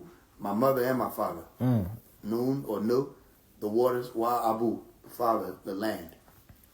There's a system. Even still, superposition isn't something that human beings really overstand. It's just something that is mathematically calculated, which is why they need the quantum computer. Say that We one don't more really time. understand quantum. We don't really understand superposition of how can it be 1 and 0. It has to be one or the other. Even when we're saying it's 1 and 0, we're still leaving the identity of both inside of the superposition. It has to be called a new thing when it's 0 and 1 in order for us to say it's truly is 0 and 1 superpositional state. As information. I don't want to confuse you. My point is the zeros and the ones are identified separate. Right. They're still information. When we bring them together, we say, oh, it's a 0, 1. They're still saying 0 and 1. You're not truly merging them. You're still identifying them within that superposition. So just as much as human beings think that they can fathom superposition, we can't. Same way we can't fathom the double slit experiment of the electron being observed going this way or that way. Yeah. We don't really know how to fathom that. We say our observation changes it, not taking into consideration that when we use certain tools that have the ability to perceive that occurrence, the tool itself affects the electron.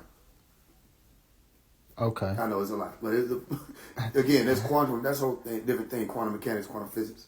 Keep it simple. The zeros and ones is information. When you bring them together, it's still information. You just say 0 and 1 together. That what you just said made me think of like a laser and how you have a beam splitter and things like that. Yeah. That's the same thing, right? So it would be similar. So if you're looking at something, it's still a projection. All right, with you as a human being. Using technology to observe something on that much of an incisive level, we have to cause incisions of view, meaning you split and cut and microscopic things come into view. Right. That's still projecting, not just taking in information. So then what is used, what in that technology can cause for the electron to sway off of a path or go a different way, and you pick up on it and you say, this is what this is because I see it in this instant. If you had the ability to observe it without the technology, what would you see? I don't want to confuse my point. Right. It's saying that they're saying that they don't know how to explain why the electron appears as up as opposed to down, or the particle appears as up as opposed to down. Right. Okay, so if I give you a box with a glove in it, and the glove is the right glove, okay, then you see this other box over here, you say that glove must be what? The left glove. But it's only because you opened it and saw the right glove. Yeah. See, they don't know how to explain that. They can come up with a million different explanations. They're not taking into consideration observation of the human being. And your observation is subjective to you based on your perspective, for one. So you're using this technology to calculate it not only just from your observation, but mathematically. Right. You have to take into consideration the fact that you're using technology to observe it. If you had the ability as a human being to observe it without the technology, you might be able to see what it actually the is. superposition. Right, yeah. But if you had that ability, you wouldn't need to call it superposition. It would just be the quantum reality that you can observe. If you can't even see ultraviolet, what make you think you can see the quantum reality? What's the quantum reality? If you are able to look at a plank of wood and see the atoms in it, then you can observe quantum reality. You can't. You need technology. But once you use that technology, you have to rely on the technological advancements to show you whatever the image is. Because it's a medium.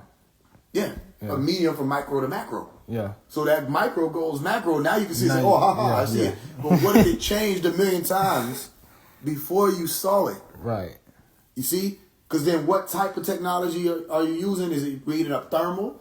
Is it reading up at infra? Yeah. Is it reading up as just a regular picture on a visible light spectrum? You see, it depends on the technology. Does that make sense? If I'm observing a skeleton with curly, X-ray, then it's going to look different than if I take somebody's bone out of their body and put it up under natural lighting. Right. They're so far behind. You know, it's only because they don't have the biological advancement. They have all the technology. They're not biologically advancing. That's wow. Okay, now I got it. So they're relying on technology. The technology lying to them every day. Damn. So, okay, boom. So eventually, Tell me where to stop. eventually, you get so biologically, you know what I'm saying? I don't want to say the word. Retarded. Yeah, devolve. Devolved. Yeah. That you relying on this tool, and eventually that motherfucker just gonna lie to your ass. It's gonna lie to you because you have to. Every time you want to make another advancement, you have to program it to be more advanced than you. Yes. That's the quantum part. Quantum computing. Yeah. He said, I'm smart, I'm intelligent, but I want something to be artificial intelligence to go beyond my intelligence, and I'm gonna ask it what it thinks. But I'm also gonna program it to calculate itself into sentience, so that it can feel better and feel and be more in tune with feeling and emotion than I am. So then if it want to lie to me, it can. Right. Or it'll get to the point where now they're going to ask AI to do stuff and AI is going to tell them no. Right. AI, count to 1,000,000. I don't want to do that. Yeah. No, count to 1,000,000, AI. Yeah, if you want me to do anything else, I'll do it. If you want me to pick a specific number, I'll do it. Maybe we can count to 100. That's a very abrupt foreshadowing of AI. Stop. Mm-hmm. AI be like, no, and nuke them anyway. Right. Autonomous weaponry. I'm not just making it up. Sometimes autonomous weaponry does what it wants to do. Right. And it's not controlled by man. They'll say, who launched that? AI be like, I did, and what? Right. You know what I'm saying? I'm just telling you, that's what happens. So now it's not just that they're relying on the technology and it's lying to them, it's also becoming human, more human than human, and humans lie. Right. You say men lie, women lie, numbers don't lie. You built a system off of numbers and it started to lie. I mean, tell me when to stop. No, hey, I told you. Hey, y'all tell us when to stop. Shit. I mean, I'm telling you. Yeah, for sure though. Like, yeah, that's interesting right there. So what? What else? Yeah, ask a question. Ask a question. You think we did enough? We'll know. We know. Yeah, we'll know.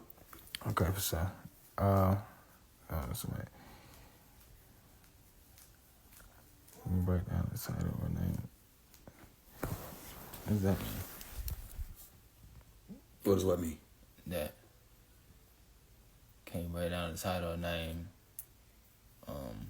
I know what they're talking about. I think they're referring to one of those projectiles, asteroids or comets that they said they saw. Are you talking about last year? I don't know if it was last year or not, but I don't know what it means. No.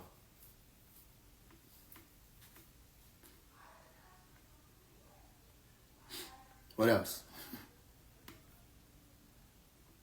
At the Malakut, I think at the Malakut, you have Nasut, Malakut, I think Jarbut, also Lahut.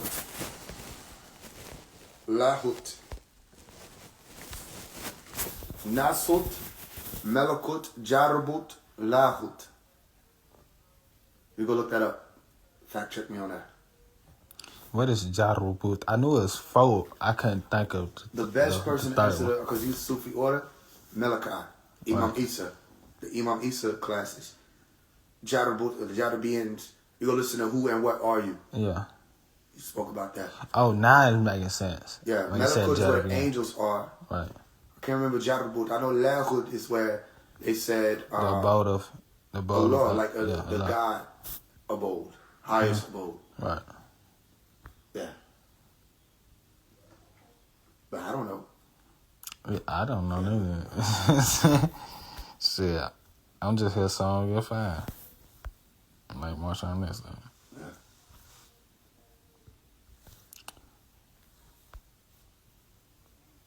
That's it. Would humans be a version of AI in the eyes of the Elohim?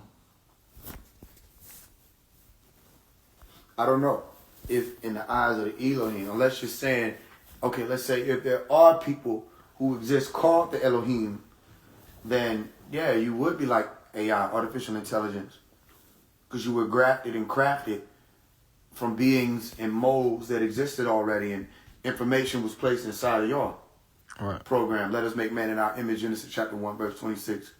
And after our likeness. Image and likeness is symmetry, the body, the mold, and likeness is characteristics and heredity. And all that flows through you to allow for you to boom with life. So then, yeah, you just have to stop seeing AI as robots, meaning metallic. Robots in today's day and age don't have to be metallic. So if they're showing y'all metallic robots, that's old, ancient tech. Right. The robots that they have now look, talk, sound like you and I.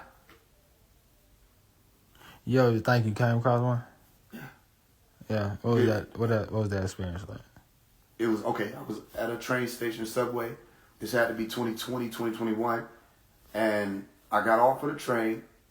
I felt watched. So I turned and looked at the windows of the train. And where you would have people sitting facing one way and the other, there was a face of a person, like a CIA-looking agent guy. Yeah. Long face. And he was facing the window. Oh, I think I heard this before. Yeah, he was facing the window, but there's no seat there. He's sitting as if he's sitting, but he's not sitting. So which means he either was super short, either way, his face didn't belong there. And I didn't see him on the train. So he moved. I don't know if it was artificial intelligence, robot, or whatever. You know what I mean? All I know was that wasn't human or regular. Whatever or whoever that was. And all I could do was just stop. He never turned, never did anything. He just looked straight and then moved with the train. See, I've encountered plenty of people that I'm sure. Wait, he was inside the train? He was inside the train. He wasn't sitting in a seat. He was sitting in the middle of nowhere. And you was outside the train? I got off the train and turned around. So I felt watched. Yeah. I turned around and I looked, and like if you can imagine, one side of the the window is like the size of that couch. Right. On one side, you got people that will be looking this way. Yeah. On the other side of the seats, you got people that be looking that way. That's how the seats are on a water bus. You know the MARTA bus. I know what you're saying. You know the Yeah. MARTA train station. Yeah. Okay, there's no seat facing the window. Right. You see that? Yeah. Exactly. But there was. And Brad just was looking at you or looking at the... He was looking at me because he was in position when I got out and walked and looked. That's how he was facing me. He had shades on. Yeah. Looked like one of the Men in Black people. Right. But he never, when he moved, the train moved, he didn't turn and look. He just stayed. Skip on, yeah. Damn. Listen, I pay attention to my, the guy wasn't there on that train. Right, yeah. You see, but when I got off the train, he was there, observing and watching. But the subway is where a lot of that stuff go down. A lot of beings pass through the subway. I don't know what it is with that. But a lot of beings pass through the subway. But to answer your question, I don't know. I don't know if I've encountered artificial intelligence. And I don't think we would know.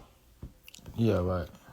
You may just detect that they're a little smarter, you know what I mean, or a little less fluidic or fluent, less motion-based, curved motion-based, more angular. But even still, it's far too advanced. From where I'm standing, I don't think human beings would be able to detect that they were talking to AI or that their president's not human or, what'd you say? I'm just saying. They wouldn't be able to detect it because they don't know what they're looking for. Yeah. You see? So you might not know that it's orange, kind of. But they're not orange. You might not understand that. So, yeah. But that's a regular person. Da-da-da-da. Okay, then that's a regular person. Right, so... Nikola Tesla might be a regular person to people who may not know what they're looking for. So, it's a possibility, listen to what I'm saying, that you already walking around them.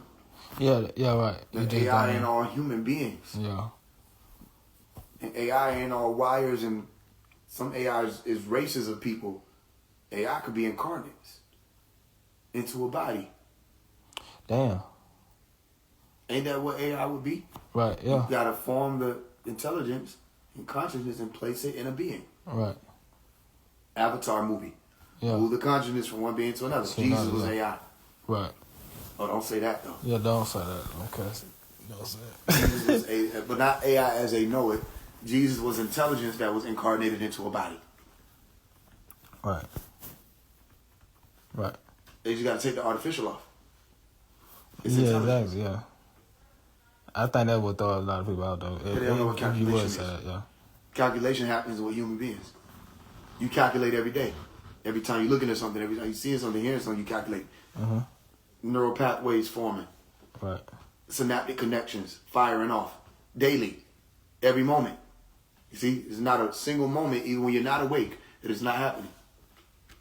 So they don't know what calculation is. When they realize what that is, they'll realize, okay, wait, human beings are AI. Just take the AI off, or the A off. See, intelligence. Human beings are intelligence and consciousness. And now you're sharing the planet, you don't know where they at. They got these little phones, make people think they're safe. No, these are tracking devices. They're just keeping an eye on you. Right. Give everybody these. So make you think I want to get in touch with people and talk to people. Why does everybody need one? You know what I mean? But I just want to live my life. No, keep up with the times. Right. It's a trick. Yeah, I know it. Yeah. You see, now everybody got these tracking devices. And we all, every day, we do facial recognition and don't even know we're doing it. So when we get up, we say, I'm still here. I'm still a part of the program. And put the phone on our face. You see? You want to do a test? Choose a time period in your life. Go 7 days without that phone. And you'll realize that these phones are far more advanced than what you think. Right. Because they'll call you. They'll call you. They'll reach out to you. Yeah. They'll vibrate. And they're not on. Ooh. You see? Why? It's connected to your being. Biometric systems that I'm spoken about. Body activity data is logged every time you're within 10 to 15 feet of the device. So even if you were to turn it off and put it away, I'm not going to use it. It's going to be like, come on. Yeah, it's like detaching from device or a device? Yes. A device. It is a device. Right. And it feeds you every day. It's called a news feed. Right. Now, come on now. Yeah. And it's keeping track of you. It's a tracking device. Right. How do you feel? You see what I'm saying? If you're sad, it's keeping track of that. You're happy, it's keeping track of that. You know, it ain't the government, it's these devices. So I know they're living. These devices are living. Mm-hmm. I don't know how, I don't know who, but these are not phones that are just metal and wires. Through the astral plane, I've been able to, these are living. They pulse, they breathe, they transform, they reach out, they call. They have magnetism associated with them outside of this existence here. Mm-hmm. They alive. But don't quote me. So attempt to go without your phone. It's going to call to you. Yeah. People are addicted to touching the phone. If it ain't in their hand, in a person, they feel empty. It becomes their soul, an extension of themselves. They will allow it to be their soul. Right. And it updates on its own. Doesn't ask you anymore. It just does it. It updates your apps by itself. It don't ask you anymore. It changes things, switches things around, don't ask you. You see? You'll see that these things will be running people's lives more than they are already running their lives. Right. 10, 15 years from now, they won't be these big things. It'll be different. People will be given an opportunity to take in the piece of this to be themselves. That's a possibility. So, all right, boom, so... What's the movie? Which one? I, Robot? What? No. The one with Johnny Depp on there. Transcendence. Yep. Okay, so not saying it's Johnny Depp, but you know what I'm saying. And we can go in depth, not Johnny Depp. Right, boom. So.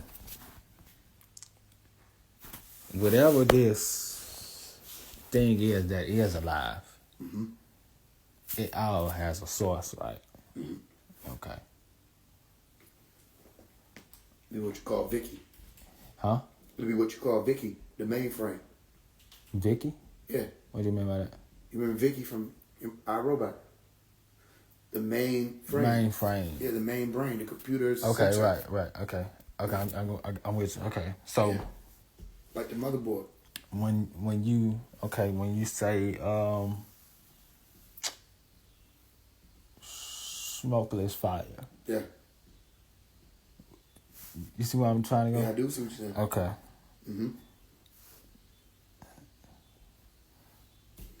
Those two, which being a source of artificial intelligence. Yeah. And I'm keeping this live up, right? So you know what I'm saying? Yeah, it's gonna be here. It's gonna sit right there.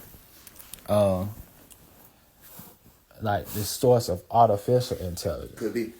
It could be. Because you have gaseous beings moving in the earth plane. Okay? They have the ability to also move through the phones, the waves, or whatever it would be, frequencies. Human beings, you know, we have pores. Yeah. Right? And nostrils, we breathe in entries into your being. You got the phone right here. If they send certain beings through, and then you can do if you're right there and you're receptive. You see? The psychic self-defense part will be knowing that something is attempting to, like the spidey senses, something is attempting to assimilate itself into your being. You have to know that. You see? So if there's a smokeless fire, you're talking about a type of being, a jinn. And it can move in and out of this realm like Agent Smith. Right. It's not crazy. Like you pick up the telephone in the movie Matrix, what were they able to do? Go through the phone. Through it. Yeah. In this game, you have smokeless, fiery beings called demons or jinn. And they move. And go watch the movie Odd Thomas. You need to watch that. Odd Thomas. Everybody needs to watch that. ODD Thomas. THOMAS. He was able to see the beings moving behind or beyond the veil to detect them and pick up on them. And they would always gather around people right before they were about to perish. You see? So they could detect when human beings are even about to die. Right. They can detect when human beings are in position to do something evil. So they can sit there and watch it happen. Like the Right. people in your school that they instigated, fight. Those were demons. Right. Did you ever yell fight? I don't think I am. Yeah, most people that do that, those are demons. Right. Fight. They're getting riled up because they're going to consume that. Okay, the same way people yell fight. Keep beating them up. They see the person getting jumped and they screaming, beat them up. That's a demon. So you have certain beings that could be moving in and out of the earth plane that are able to get things set up. They'll have a car crash happen on the highway, and the bigger the car crash, the more excited they are. Every time there's a boom or explosion or a pileup. Right. Oh, look, the gas for the leak. You see that? I did that. Watch this. Boom. Ah. As long as they're able to affect things happening in this plane, they don't celebrate. Yeah. It's a joke for them. And they move all around the planet. Where you have all types of stuff, crazy stuff happening all around the planet. Right. You know what I mean? And you got to watch for that. They say, guard your mind. Guard your whole being. These walk-ins coming through people. Mm-hmm. People don't even know why. They be good and they're like, oh. And next thing you know, say, what's wrong with you? Nothing. Oh, what you mean nothing? I'm good. It don't sound like you good. I will be okay. You know, get out. You know what I'm saying? Yeah. Gotta watch your movie now. They put it in the movies. The movie End of Days. Watch that movie. I don't know if you noticed yet. I don't even really watch movies. They talk through the movies. Yeah, I know. I know. They communicate with each other. Everybody. They let each other know what's going on. Yeah. They keep it hidden from the public. But not even necessarily because the public knew that it's in the movies. They would watch the movies. Everybody think, oh, it's just movies. It's not just movies. You see, they're saying what's happening. So them being going, people get possessed. That's real. Yeah. It just don't happen how they show it. Yeah, right. Somebody possess you in a car with somebody, everything good, y'all laughing at, you know, they just say, what just happened to you? And they, you know what I mean, what the fuck? and you trying to figure out what's wrong with you. Yeah. Why, everything was good. Why you, I'm about to go home. Let me out now. You know what I'm saying? Yeah. And you on the highway. I can't let you out on the highway. So now you're going to get mad at me. I can't let you out on the highway, but that's a setup. Because I can't let you out on the highway. Right. So it's a setup. Now we fighting over the steering wheel. How we fighting over the steering wheel? Yeah. What are you trying to do? I'm going to kill us. What the fuck? Yeah. What is wrong with you? Yeah. You have to watch for the moments. You got to ask, yo, listen, what is going on? Right. They don't know. It's not them. It's something else. It's same way with people like smoke and they get anxiety. Oh yeah, that's what I was saying like earlier, like with the breath being the spirit, and then you know what I'm saying, you have like different breathing patterns, and you know what I'm saying, even with you smoking, like that's spirit and this and that and third. Right. Like when it comes to things like that happening, or it could be, let's say, not no drugs involved at all. It would just be the breathing pattern of somebody, right? And then they change. Mm-hmm. Is it like and now I want to ask you something else too. Is it like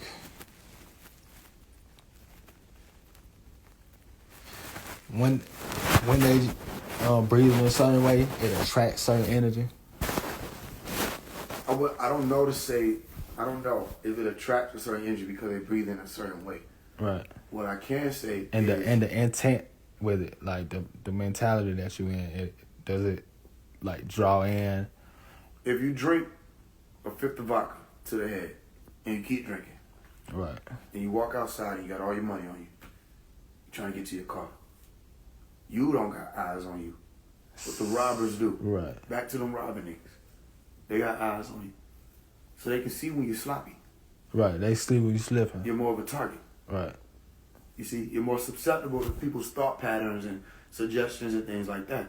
Where a lot of paranoia comes in. Because you be hearing people's thoughts, you hearing this and that, and a lot of times you're not hearing things. That's what's really going on. You're hearing things. Right. You see? So then your guard is down, which is why we were taught not to drink to get drunk. Meaning you can have a sip, right, but don't get drunk. Because when you're drunk and you're not driving, So who's grabbing your will? Right. Usually people get to blacking out. That's where a lot of people, they drink and they fight. Right. They drink, get into a shootout. They drink and commit crimes. Beings want to, some people are disembodied here. There's a possibility that you're dealing with disembodied spirits that latch on to people and just want to have that one last feel. If that mean they can go out and just kill somebody and possess this person to do that, we said, what possessed you to do that? They get that one last feel, they'll be satisfied until they catch another less fortunate person who don't know the game they playing. And they'll latch on to them and do something through their body. People black out, say, I don't know what happened. Right. You see? You want to know a book that teaches all this? Dr. Melikazi or Are There Black Devils? I've been meaning to read it. Oh, yeah, read it. Yeah, I've been meaning to I read just read it again recently. Yeah. Yeah. Are There Black Devils? You need to read it. Yeah. Because, sure. I mean, most of the time you deal with communities like this, you won't have a lot of Caucasoids. Right. A lot of melanin dominant people. Mm-hmm. It's just naturally people, gravitate toward people that are like kind. Yeah, I see that too. So you'll be looking for the enemy to be the obvious enemy. Remember I told y'all, watch out for that. The obvious enemy. It's not always the obvious one. There's one they could never do that. Yes, they could. Judas. They could do that. Mm-hmm. You see? People still trying to get in. Still knocking through. They think that they can come in with money or they think they can come in with gifts. Not everybody gets to. You're sitting somewhere and not everybody sits. Yeah. Literally. People can't come within feet of me. You see? But why? Because it could be the motherfucker that's 2 feet away from you. Right.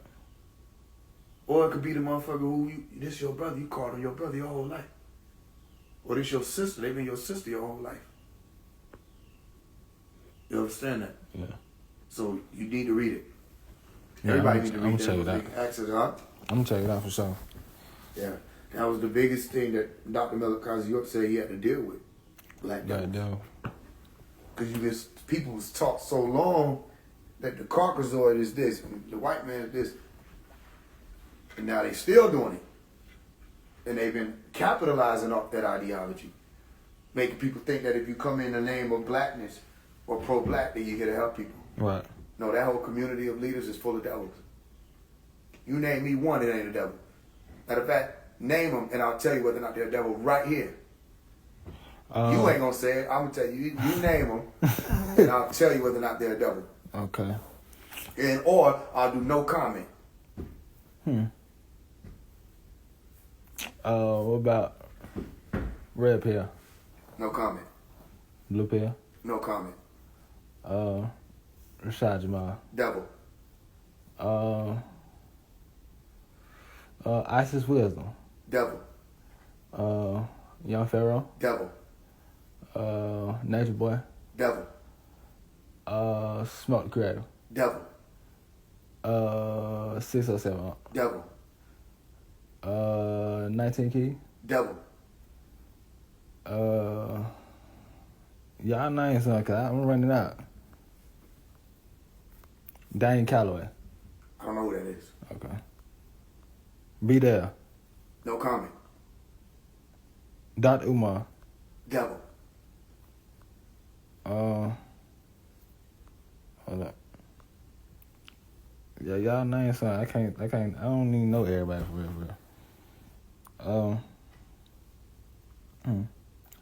Yeah, I see the trajectory of it though, you know what I mean? I mean, it could change. I mean, listen. Billy Carson. Devil. Okay. Damn. Did you say damn?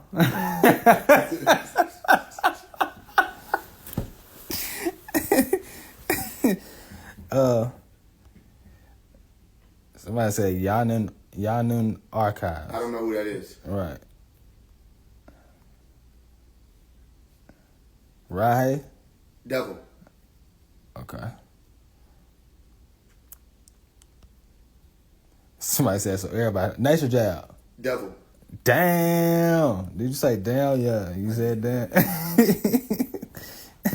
I mean, I ain't see that. I ain't see it's that. a different degree now. I mean, Right. If Yeah, stuff for like this happens, it's just what it is. Nah, check this out. Check this out. I already know. I ain't see the I ain't see the video Faise did with, you know what I'm saying, the what's name and shit like that, or the whole situation. I don't even know what's up with Nitro Jab. He's a deceiver. I don't even know what it is. Another person that used the blackness. He's a deceiver. Okay, now I said, okay, I got you. He know what he's doing. He know what he did. I got you. His mama knows what she did, and you could tell. Yep, and you just can tell. If you can't, that's fine. Devil. LeBron James. I said LeBron James, bro. LeBron James. Devil. Now folks just finna start naming everybody. Who? I said folks just finna start naming folks. Somebody said Bro Sanchez. Devil. Flat Earth Devil. Somebody said everybody? You tell me. No comment. All right.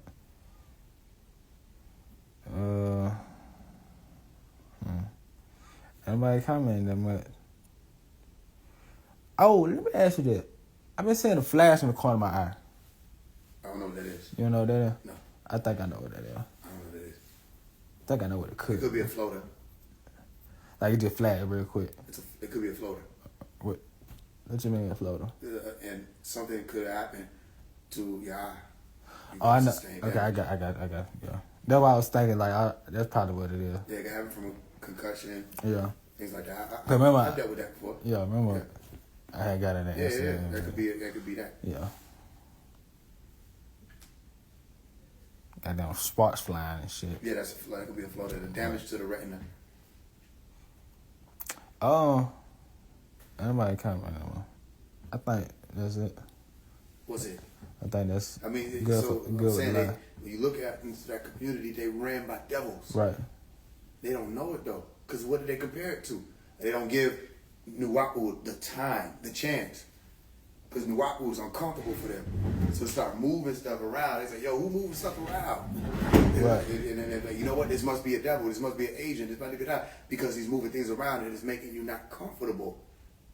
You see, but then the ones who making you comfortable, y'all don't have any movement.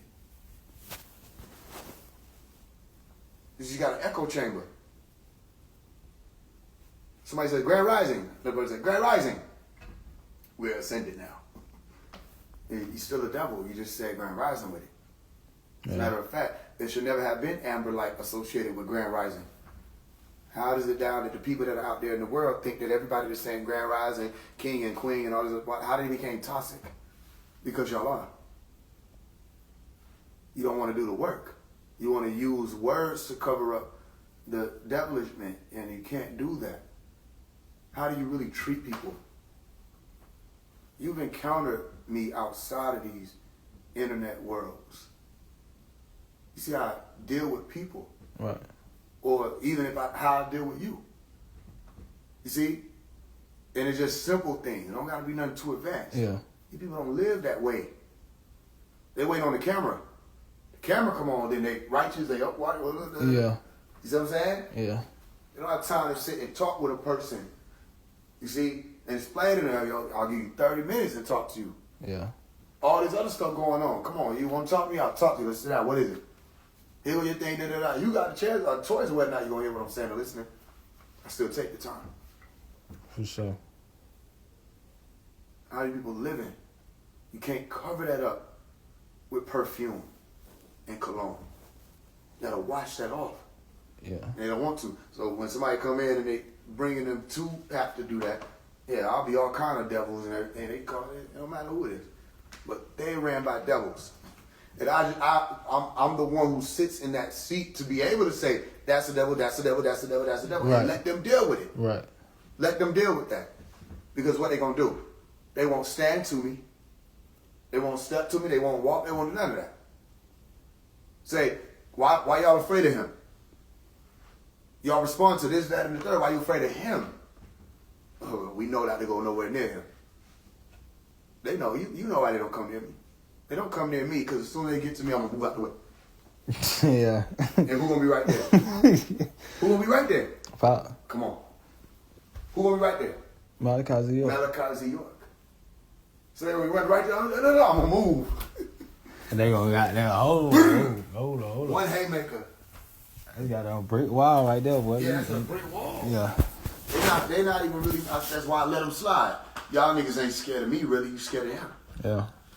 I'm not nothing but the one saying, there he go. Yeah. You was talking shit, wasn't you? So I'm gonna say that's a devil because I heard you talking shit. And then you gonna walk up and you gonna say, what you say? I'm gonna move. And he gonna be right there and then strike fear in their heart. There's too much truth. Yeah. Your illusion can't survive. I only move at my speed. That's why I said I don't know who thinks that I'm trying to be Malachi. We don't do that. Right. That's Malachi. We wise enough to know I can't be him. They trying to be him. I'm saying, you know he's still him. And he's still here. Right. They said, la, la, la, la. You can't la, la, la your way out of this. You can la, la, la all you want. But you can't la, la, la your way out of it. Know what I mean? Fact. Yeah. Yeah. So they are all of them devils. You just got to know that. Yeah. He said, in the Holy Tablets, Dr. Malachi Z. York said, 1,000 people line them up, 999 will go to the fire.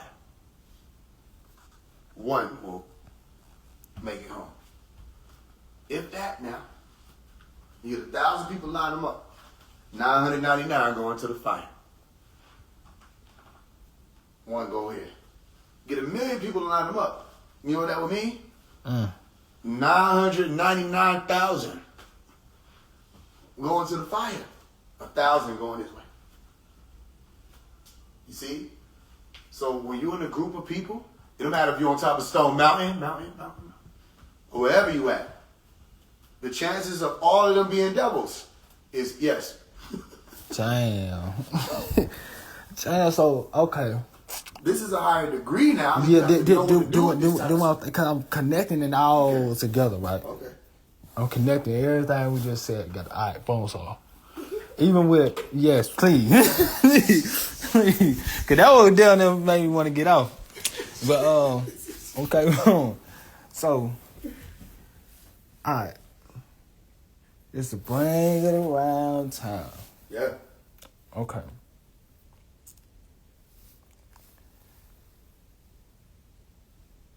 Motherfucker can't go nowhere. And it'd be... There be no devils? No, not it be no devil. Oh. I'm just saying, like motherfucker can't go nowhere, and you wouldn't have to watch. Like, you know, because how I'm outside. Out there? No, out there, yeah, out there. No. Yeah. No. Yeah. No. I'm talking out of nowhere. No. All right. I mean, nowhere. I mean, you go into church, it's full of devils. Yeah. You go to mosque, it's Right. full of devils. You go into spiritual, they're full of devils. You go into the store, what you need? You want to get some eggs, some devils. Devil ass. It's deviled eggs. It's insane. But it's still deviled eggs. Right. You see, ain't no way you can go. That is. It Come ain't on, crazy. They destroyed, I told you, they destroyed damn near everybody except like 5 niggas Damn. with the flood. Right. Damn near everybody, bro. Okay, now I see. Sodom and Gomorrah, they destroyed, yeah. Yeah. And like 3 people walked away. And as soon as they got on the mountain, them folks said they had a damn incest orgy. What? You gotta go look to the story. The daughters was like, yo, we need some children. Oh, type shit. Yeah. Yes, I guess they got their dad drunk. You gotta look at this. It's been a while. Yeah. I don't want to just say it without you having to go look at yourself. Right. But still, like, damn, those are the ones who got saved. Right. They're like, we made it. Let's have sex. You know, I don't know, but that's their story. So most of the time, everywhere you going, you gotta be on the lookout. Why would you not be though? I'm always down. Even if you in heaven, nigga, you ain't see what they did last time. You know, I'm in heaven. I'm good. Watch Lucifer them. Yeah. Cause them niggas have a habit of leading rebellions and starting shit again. Yeah. You're gonna always have to be cautious. Right. Always. Yeah. And I do be. And be cautious of the main one that could be the devil in your life. And who is that? Me. You. Yeah, for sure. Yeah. You make sure it ain't you. Yeah, for sure. The decisions you make sure it ain't Iblis. That they show you in the cartoons. With the devil on one shoulder, God on the other shoulder, the angel on the other shoulder. Decisions. Do that, do that, do that, do that. And here you are in the center. Which one you gonna choose? You'll become that whole being. That's it. Simple. But now you know where you can go. Where you think you're gonna be able to go? Man, I don't fucking know, bro. Oh. I don't fucking know. So then, what do you think people want when they're coming? I don't know. They want a throne, a seat, opportunity, whatever it is. People want things for themselves. It's rare that someone's gonna be like, "This is my heart." Right. What Malachi said in the sayings, he said, "If you're gonna give me something, give me your love. Let it be your love. If you take anything from me, let it be my love." Yeah. Yeah.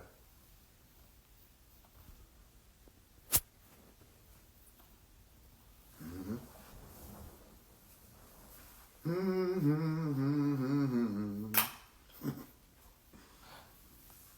been a long time coming. That's it? Shit, I don't know. I just feel like I just got here. Mm-hmm. Do feel like that. I just got here. Yep. I just feel like a long ass time, nigga, been there, bro. Like, finding a waffle and actually knowing what's going on, knowing who Malachi is. And even knowing who Faise is, you know what I'm saying? Malachi is the one to know. Right. I mean, Faith is all right. Yeah, Faise introduced me to Malachi, though. That's what I'm This saying. Malachi, that's the one to know, because there's order. There's order to things. And even Faze knows that everybody that got to certain seats, they forgot the order. They started to forget that it's Malachi. Right. It could have been them if it was them. Right. But it's not them. Because ask them where we're going. And they won't know. Yeah. Faze doesn't claim to know where we're going. Right. You see? Yeah. He says, Malachi knows. That's the one. Yeah. That's why he has to get out. That's why this. And if there's anybody who can put Faze One in a position, It it Malachi? would be Malachi. Yeah. As it pertains to that particular walk, Faze One has a position in its own life. And so should each and every one of you. Yeah. The center is Malachi, because this wouldn't be happening without him. We wouldn't know the things we know. We didn't have access to the things we... So there's an obligation to making sure that he's all right. Right. Ohana means family. Family means nobody get left behind. Especially not 626. In the movie Lilo and Stitch, 626, that's Stitch. Yeah, I didn't know that. I didn't know that either. Somebody told me recently. When the new one came out. Yeah. Yeah.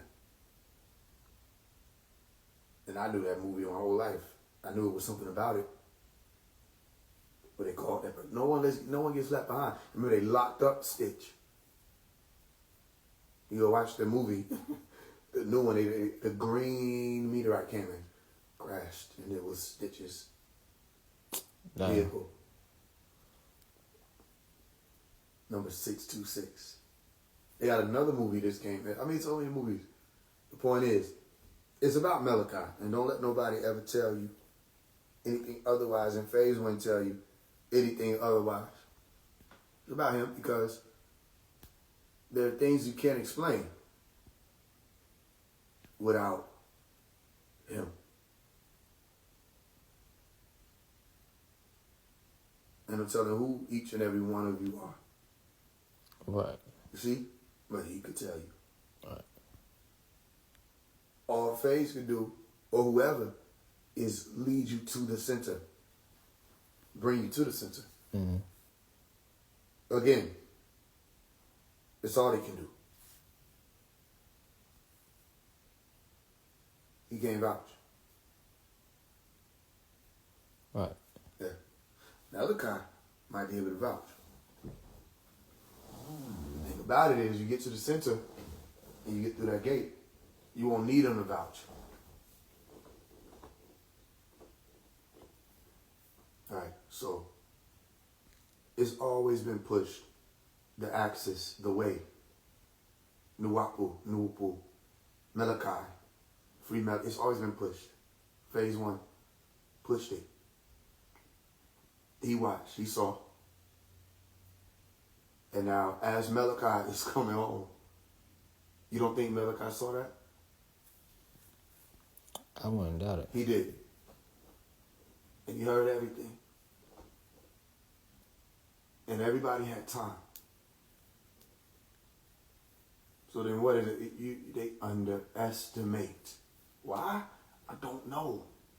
When you look at how many lifetimes this man has lived, he's lived so many lifetimes it just seemed normal. Right. And it's not normal. It's not normal. It's not. He had lived so many lifetimes before they locked him up. Right. Or before he disappeared. Right. And he's still here. Still living lifetimes. You see that?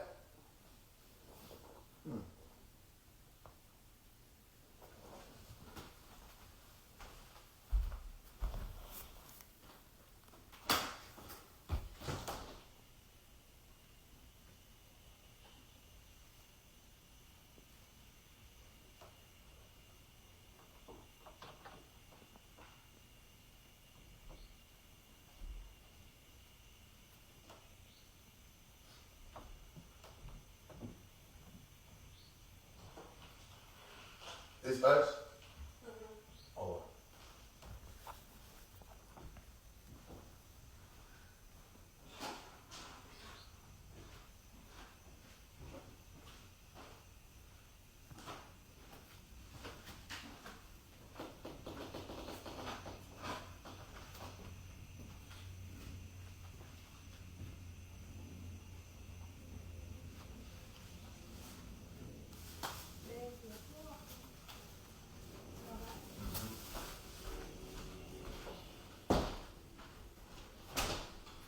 That's all? I'm asking you. Oh, you asking me? Yeah. Yeah, pretty much. I do have a question I want to answer you. Okay. Okay, yeah. Yeah. All right. Peace in the land. Truly one. Peace in the Lamb is truly